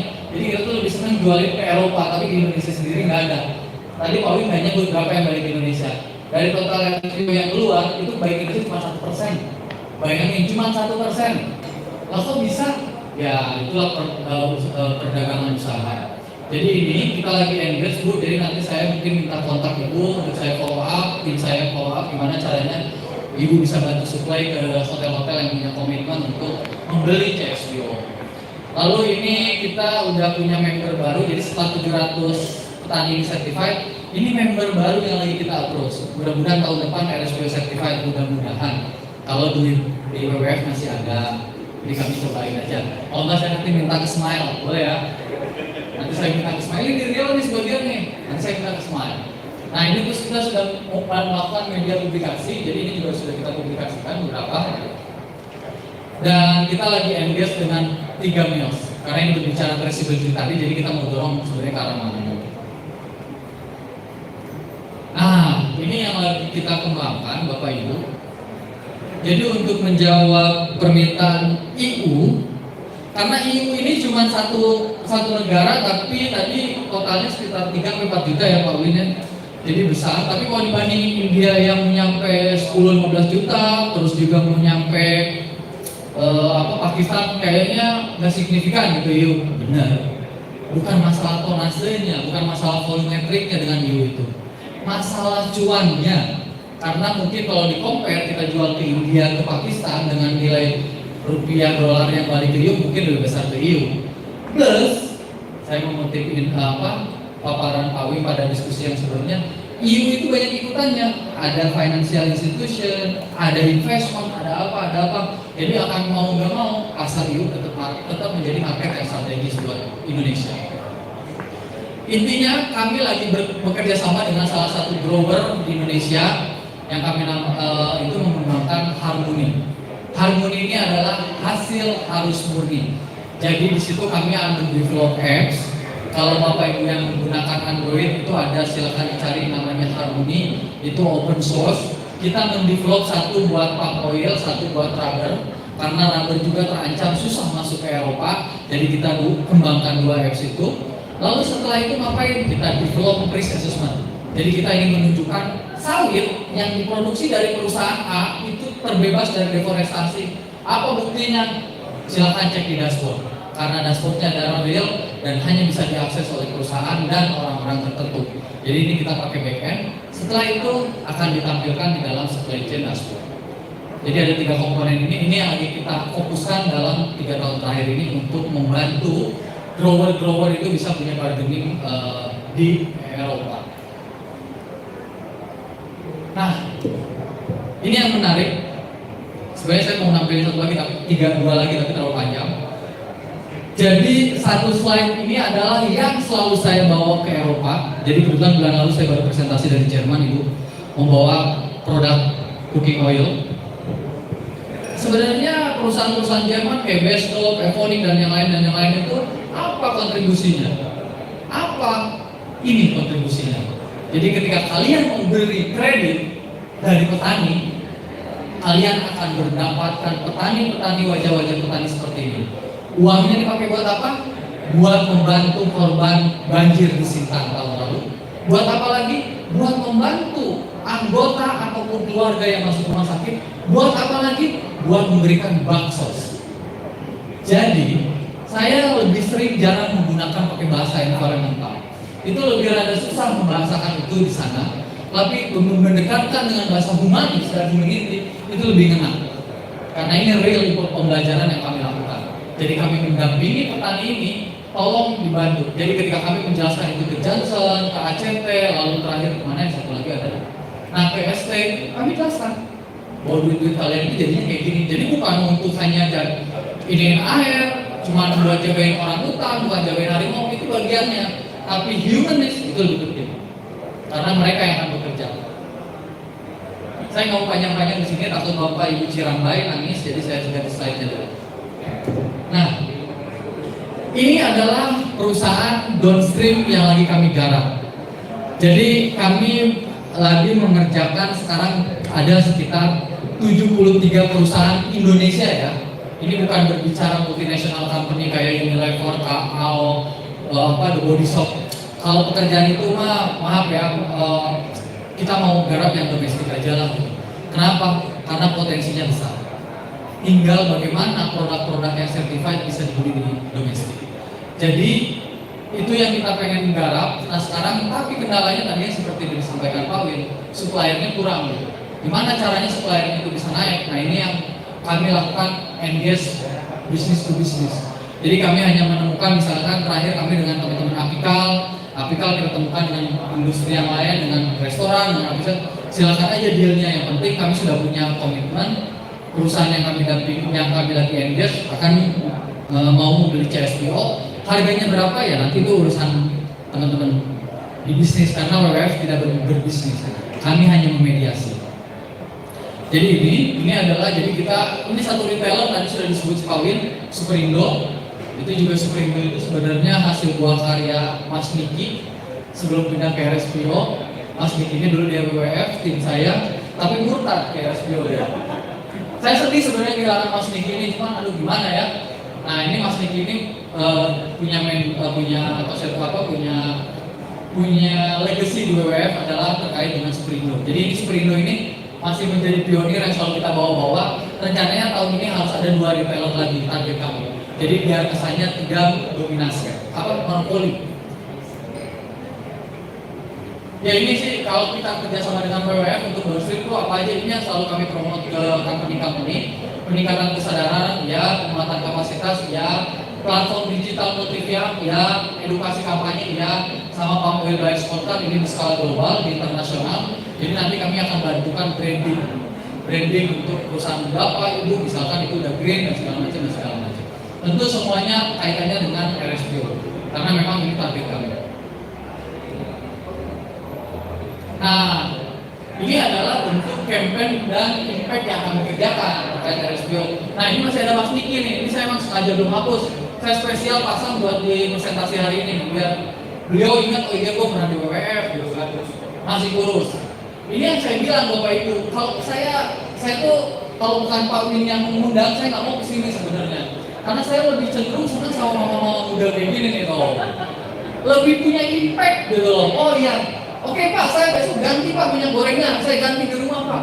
Sebenarnya sederhana, kalau Bapak Ibu ganti minyak goreng pakai RSPO, Bapak nyelamatin hutan, Bapak Ibu menyelamatin orang hutan, tapi lebih mahal. Ya Allah, cuma beda 2.000 perak, dibeliin rokok, dibeliin pulsa, atau nggak ada bedanya. Makanya saya lebih sering kayak gini nih, lebih senang. Kalau sama mama-mama muda itu semangatnya, wah.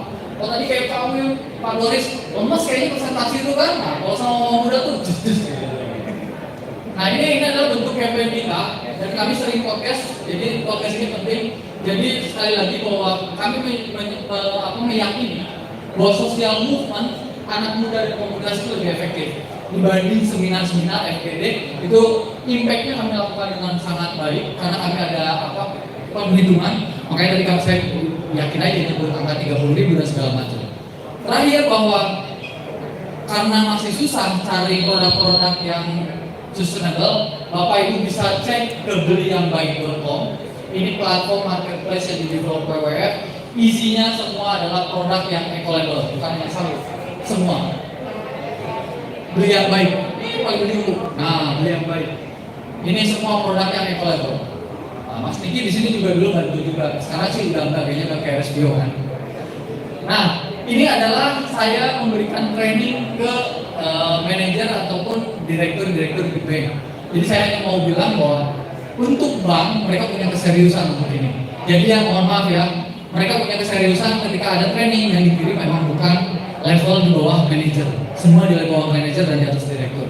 Karena menurut mereka sustainability itu adalah keharusan, bukan lagi jargon seperti di Indonesia. Kebanyakan memiliki sustainability itu cuma jargon, tapi bank udah melihat itu sebagai suatu keharusan karena investor dan yang lainnya udah punya komitmen. Ya ini partner-partner kami, lagi-lagi ya WWF nggak bisa kerja sendiri, tentunya kami harus kerja dengan private sector, buyer trader, government, lokal dan nasional, financial institution ini menjadi penting, international NGO, ya, lokal NGO dan partner lain. Oke, saya cuma mau bilang let's go journey together.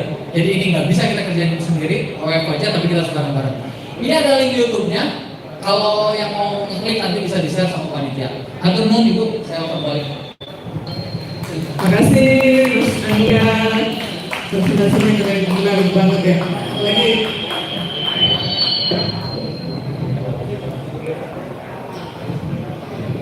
Apalagi soal membangun komunitas itu loh Mas. Itu saya pikir tuh kalau mesti digencarin kalau mau sustainability CPO ini berhasil ya. Kita artinya di konsumen itu tertarik seperti sekarang pengurangan sampah plastik ya. Anak-anak generasi Z dan generasi W itu udah aware. Nah, ini juga harus dibangun mulai dari generasi Z dan W ini. Gitu. Agar ketika datang ke toko dia langsung lihat label ini ada nggak label RSPO gitu. Ya, gitu. Jadi itu titik buat masa depan Indonesia dan bumi ini yang lebih baik. Gitu. Baik teman-teman, ada tanggapan atau pertanyaan dari presentasi sangat menarik dan bagus banget menurut saya. Silakan, ada 1 atau 2. Pak Budi, barangkali mau komen atau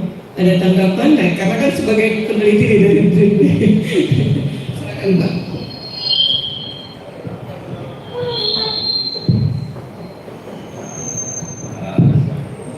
Sedikit saja mungkin tentang CPU yang sekitar cuma 50% tadi ya.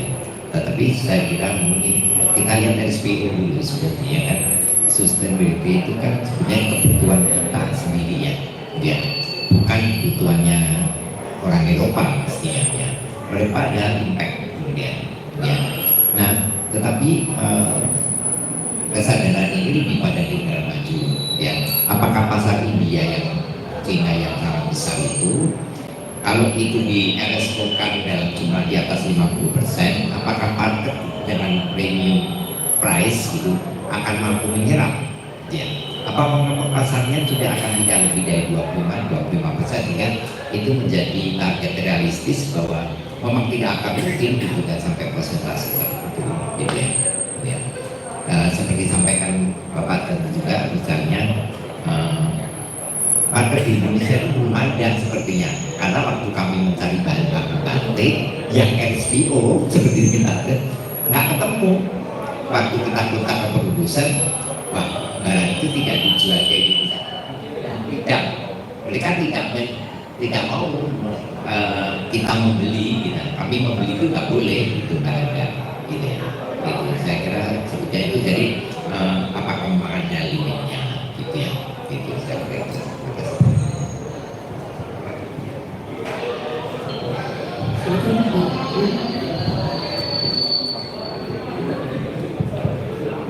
Ya, terima kasih Pak.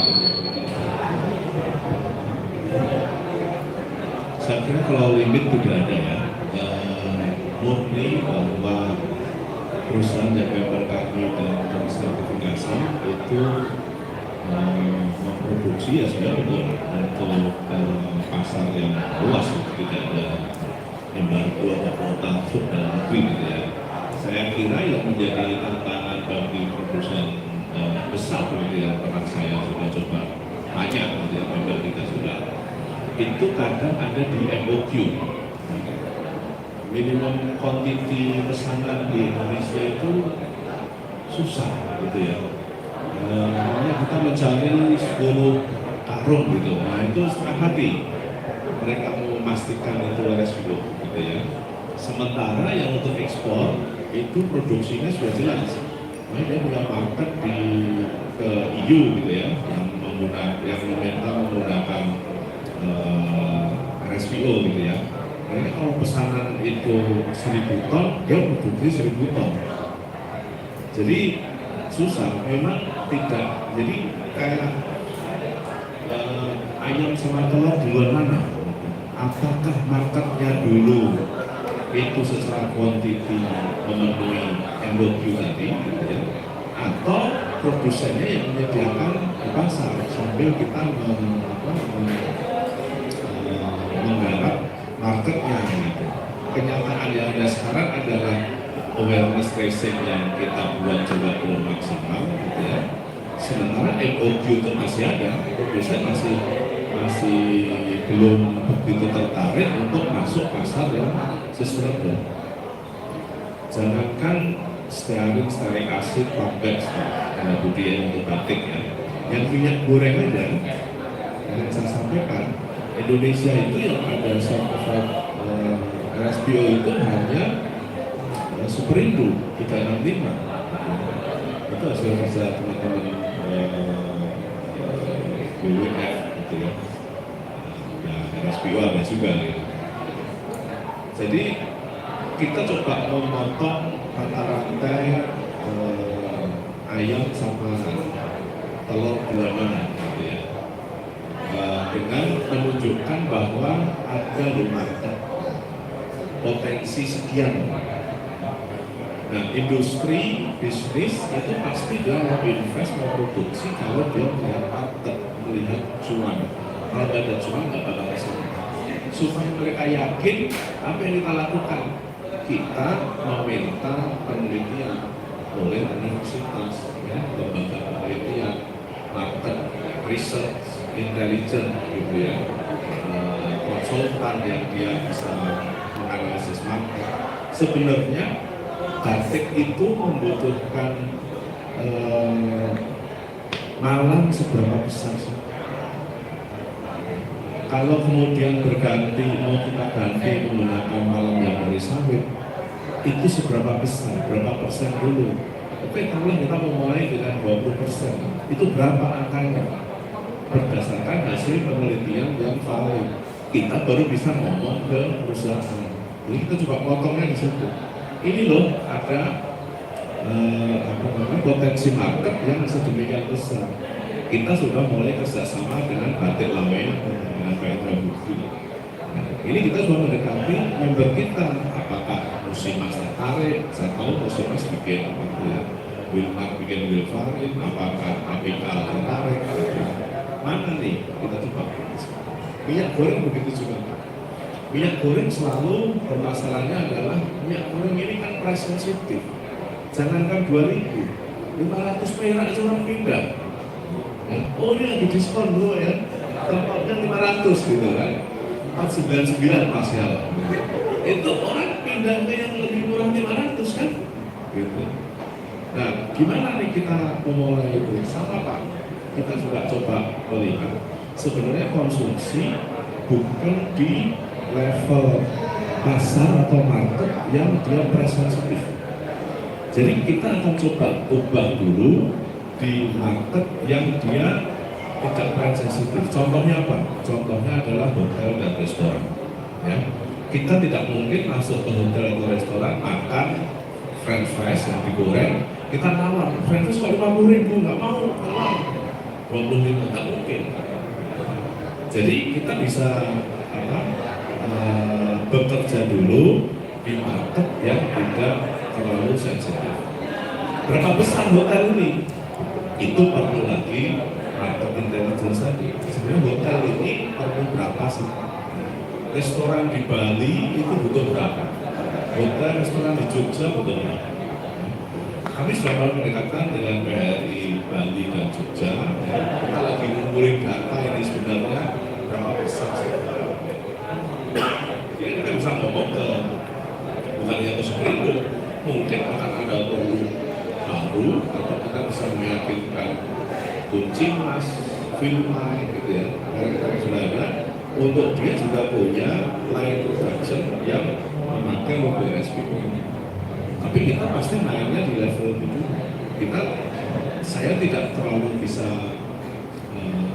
saya agak pesimis kalau kita bekerja di level minyak goreng curah.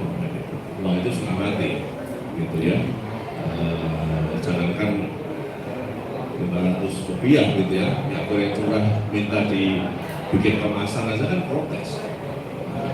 Ini supaya lebih higienis dan sebagainya nggak bisa, masih susah.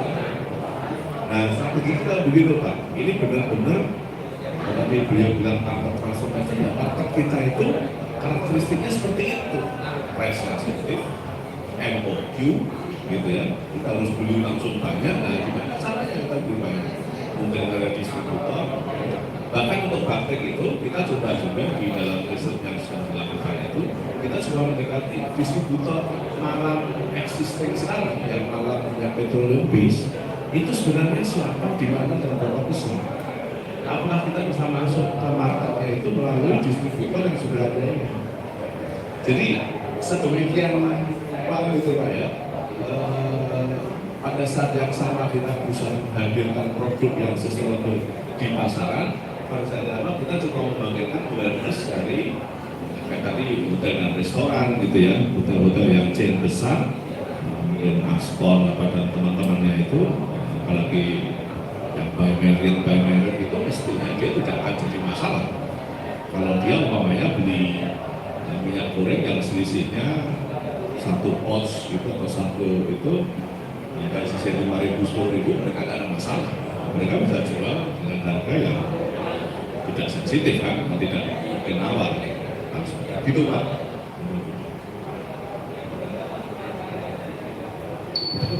Buat Pak Menegel. Pertanyaan saya itu ya.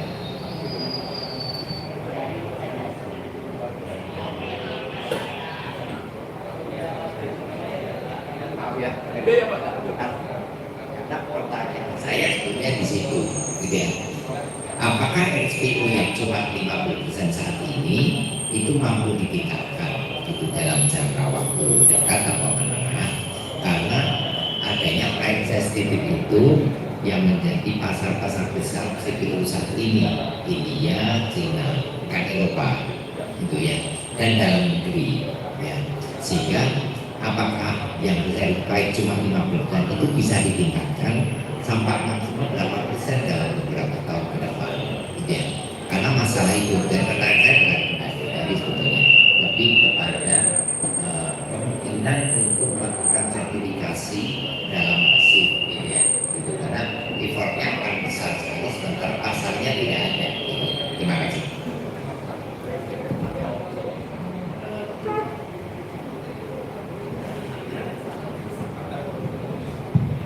Ya Pak, sebenarnya kalau RSPO kan kita itu meng-cover baru 20% dari total produksi. Kalau Indonesia ini memproduksi 10 juta ton ya, 10,5-11 juta ton, itu yang RSPO certified itu baru sekitar 2 juta.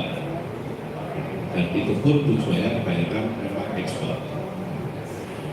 Tapi secara data di internal kami, produksi setahun total RSPO yang 15,1 atau hampir 15 juta ton sekarang itu sebenarnya baru sekitar 60% yang dijual sebagai RSPO certified CPO. Yang 40%-nya itu dijual bisa menjadi konvensional atau dijual dengan skema sertifikasi yang lain, ICC namanya. Kalau dia sudah dijual dengan ICC, itu nggak boleh lagi double counting dengan RSPO. Taruhlah yang itu sekitar 10%. Jadi kita masih punya kurang lebih 30% ekses production CSPO yang mungkin itu di-downgrade jadi konvensional. Sehingga kita masih ada market di situ yang sebenarnya belum terjual. Belum ini kita membicarakan peningkatan produksinya gimana nanti ini baru 20%. Apakah membership dari growers ditingkatkan, gitu kan? Atau mungkin yang kita sebut CSPO itu bisa menggunakan skema sertifikasi lain, ISPO barangkali. Ke Malaysia MSPO sekarang sudah cukup kuat, gitu ya. Bahkan MSPO itu sudah ke supply chain dan ada satu fasilitas refinery di Cina itu yang MSPO certified. Apakah malah seperti itu? Jadi kita belum sampai ke peningkatan yang 20 itu, karena yang 20% ini pun kira-kira 30% itu masih bisa jadi dijual sebagai CPO konvensional. Jadi masih lebih kesulitan kita tangannya Pak. Kalau yang daerah ini anggapannya sudah terjual semua. Ini gimana nanti mau begitu ya Pak? Berarti belum diserap market juga yang 20% gitu ya Pak ya. Jadi tantangan besar juga itu, 40% lumayan itu besar gitu. Ada pertanyaan dari teman-teman lainnya atau ada tanggapan atau pertanyaan? Oke. Kalau nggak ada saya pengen tahu dari Pak Boris, mungkin bisa memberikan dengan Bu Kartika, emang apa sih yang dirasain manfaatnya dengan punya sertifikat RSPO sebenarnya gitu. Jadi silakan Pak Boris gitu. Dan sebelum nanti kita tunda nih Mas Angga closing ya, apa sih yang diperlukan gitu kedepannya untuk kebijakan-kebijakan pemerintah agar sawit sustainability ini kian masif dan kemudian membangun awareness seperti apa gitu yang sebenarnya ini. Jadi nanti kita sebagai wartawan teman-teman mungkin bisa dapat info dan siarkan what to do, terutama dari government gitu. Pak Boris. Baik, terima kasih Bu Didis. Mungkin kalau terkait dengan apa manfaat beberapa sertifikat, yang pertama kita diakui secara global bahwa produk kita itu produk yang berkelanjutan, dihasilkan dari produk yang jelas resiliensinya, juga dilakukan dengan praktek-praktek terbaik yang sadar kepada lingkungan, juga peduli kepada sosial. Dan di atas itu semua ada manfaat lain yang diterima oleh seperti kami dari program Jadi memang secara dibilang Pak Bin tadi penyerapan untuk pasar CSPO itu belum terserap sepenuhnya. Tetapi saya melihat dari sisi smallholder itu malah permintaannya cukup tinggi. Makanya kalau kita lihat dari sisi atas cukup kompetitif untuk independen smallholder. Makanya ini pasar kayaknya lagi melihat lebih banyak kepada smallholder sepertinya, lebih tertarik kepada smallholder. Nah, jadi dengan adanya sertifikat itu, maka saya yakin bahwa kesejahteraan para petani kita, khususnya di Indonesia itu bisa melihat cukup signifikan. Mungkin itu saja, Bu Riris. Terima kasih.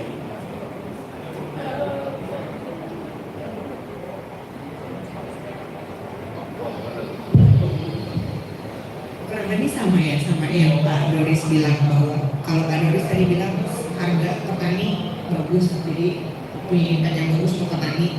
Kalau kita kami sebagai karyawan juga merasakan, selain kami, misalnya yang di lapangan juga merasakan, kalau kerja di perusahaan RSPO itu insya Allah terjadi. Maksudnya prosperity-nya bagus, karena apa? Kalau mungkin dari sisi karyawan, kalau dari sisi karyawan biasa, pokoknya kalau udah RSPO itu harus pakai APD gratis, atau lain sebagainya. Maksudnya lebih clear kan.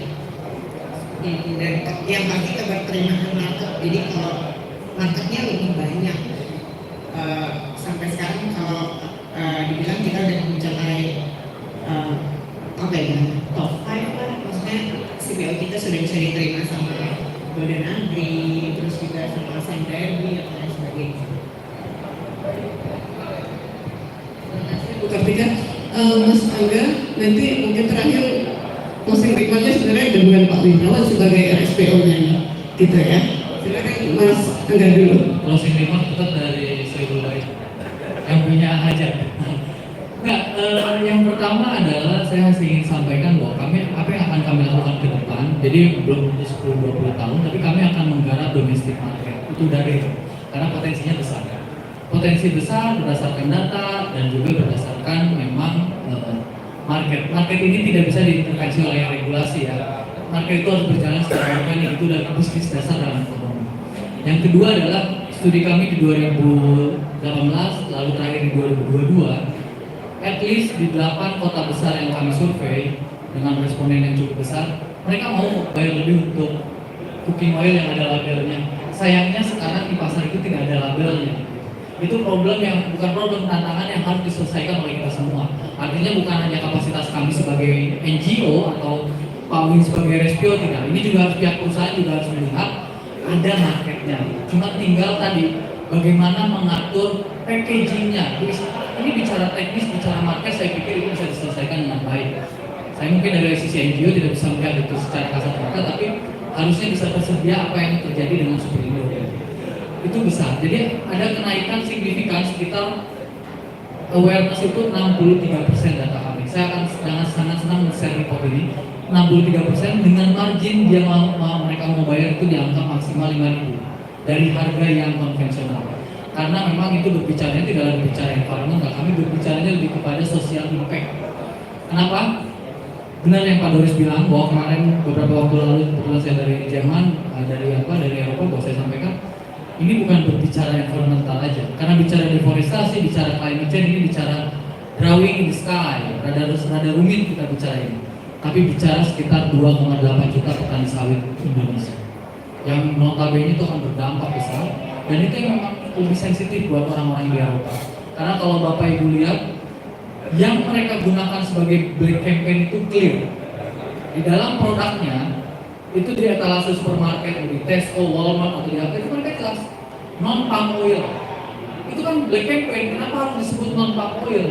Harus disebut aja, itu perlu disebut ini soy, ini menggunakan rape gitu. Kan clear gitu bentuknya, jadi nggak perlu di campaign jelas-jelas bahwa itu non-palm oil gitu, itu kan jelas. Berarti ini makanya saya memikirkan bahwa ini adalah market competition. Jadi artinya kalau Indonesia akan kalah di sana ya garaplah domestic market karena potensinya besar. Kita punya 10 juta. Tadi Pak Win sudah sampaikan yang terserah masih kecil. Kalau data WWF ya 1% lah, masih 1 juta atau 800 ribu. Pak Win kan 2 juta, oke masih ada margin. 8 juta yang bisa digarap. dan ada mau kenaikan sekitar 5.000. Saya pikir 5.000 dari nilai lokal produksinya teman-teman di produksi masih gede lah, dikali quantity stone kan, jadi artinya marketnya masih ada, apalagi tukang gorengan tiap hari ada, tiap pagi, tiap sore gitu. Artinya margin kalkulasi orang ekonomi atau salesnya pasti masuk. Yang terakhir adalah saya pengen bilang bahwa mungkin yang perlu kita pertimbangkan bersama adalah bukan buah sawitnya yang salah, namun perbaikan tata kelola sawit Indonesia yang harus kita akselerasi lebih baik. Jadi jangan sekali-kali kita menyalahkan apa yang sudah Tuhan berikan buat kita, tapi salahkan diri kita, kira-kira kita sudah berperan apa untuk memperbaiki buah ini. Jadi saya mau disitu aja stopnya. Terima kasih. Pak Win, ya closing remark nih, karena kata saya belum baik. Ini tanggal 2022, apakah kita harus hadir atau enggak nih? Ya, baik, terima kasih.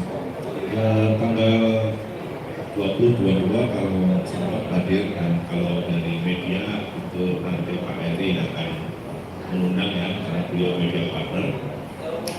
Sesuai temanya itu Partners for the Next 20, sebenarnya kami juga mengajak, karena kebetulan di sini banyak teman-teman dari media gitu ya.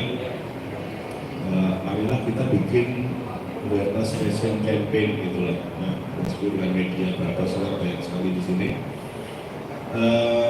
Saya kasih satu data lagi yang mungkin cukup menarik buat ditulis oleh teman-teman media, kawan jurnalis di sini, bahwa Indonesia itu bukan hanya produsen terbesar sawit yang memproduksi tahun lalu itu sekitar 50 juta ton CPO, tapi kita itu juga konsumen terbesar sawit di dunia.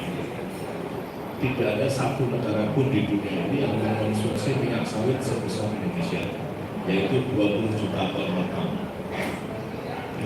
20 juta ton itu untuk minyak goreng kira-kira 8 juta ton, 9 juta ton itu untuk biofuel. Jangan lupa biofuel itu juga minyak sawit, mungkin sekarang jadi 10 juta ton karena B35 ya, B35. Dan sisanya itu kira-kira mungkin 2 juta itu untuk produk yang lainnya gitu. Jadi 20 juta ton. Bayangkan dengan Eropa, Eropa itu maksimal mungkin 5 juta ton. 3 juta dari kita gitu ya, 2 juta dari Malaysia gitu. India berapa? China berapa? Kenapa? Karena mereka punya alternatif lain selain minyak sawit. Vegetable oil lain itu ada dan harganya mungkin murah, mirip-mirip ya. Soy kalau di Cina gitu ya. Terus kalau di India itu ada bunga matahari, rapeseed. Kemudian dia kan juga pakai minyak hewan ya, Z itu ya, GHE gitu. Jadi Indonesia ini sangat besar. Ya. Kita tuh minum minyak goreng aja sekitar setahun 8 juta ton. Yang tersedia di pasar yang CSPO berapa? Kalau data kami sebenarnya sama gitu ya. RSPO Certified CPO yang dipasarkan di Indonesia itu kira-kira 300.000 ton saja. Jadi kira-kira 2% dari yang kita pasar. Nah itu pekerjaan rumah yang sangat besar gitu ya. Gajah di pelupuk mata 20 juta ton. Kuman di seberang lautan di Eropa sana kita ribut. Dan ini kita 20 juta ton dari mata nih. Kita melihat dan jauh Eropa disimulasi UBR apa. Di depan kita gajah gitu. 20 juta ton kita nggak ngapa-ngapain. Walaupun kalau tiba-tiba kemudian itu harus switch ke yang certified, RSPO di Indonesia kita paling sudah cuma punya 3 juta ton, 4 juta ton yang belum terjual sebagai RSPO certified CPO. Masih jauh juga. Tiba-tiba udah sekarang biofuel semua RSPO certified 9 juta ton. Nggak ada barangnya. Smallholder harus cepat sertifikasi gitu kan. Saya Nagri sudah berapa belinya, berapa persen dari waktu semua udah certified. Waktu semua sudah 51%. perusahaan lain harus memeriksa ada khusus dari member dan status member. Nah, makanya kami mengajak gitu ya, karena ini forum yang sangat baik dengan media gitu, saya akan minta tolong bos Eri lagi nanti di sini kalau kita bisa mungkin rutin bertemu gitu ya. Nah, ini saya bisa buat data begini, 20 juta ton. Disitulah kita perlu partner for the next week. Terima kasih ya. Terima kasih Pak Mahatma Windrawan, Pak Boris Sukananta, Mbak Kartika Dewi, dan Mas Angga atas ilmunya yang menurut saya banyak sekali dan ini bermanfaat untuk membangun awareness kita dan juga generasi muda itu tentang pentingnya sustainability dan pentingnya aware terhadap produk-produk yang ramah lingkungan berbasis kelapa sawit. Terima kasih, beri aplaus kepada para narasumber. Mohon maaf bila ada salah-salah kata dalam membuat hari ini. Saya kembalikan kepada Mas Eri selaku penyelenggara acara ini. Wassalamualaikum warahmatullahi wabarakatuh.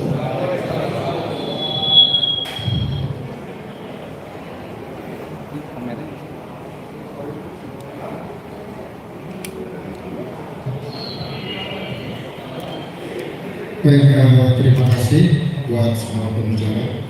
Tadi udah dikasih aplaus ya?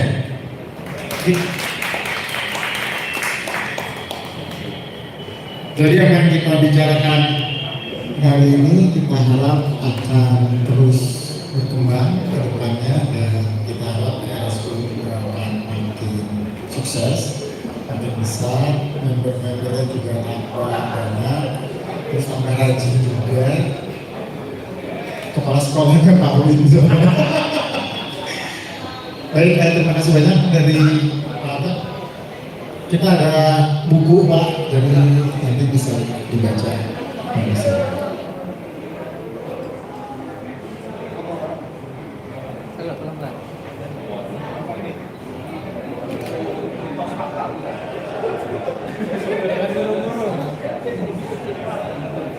Santai, pelan.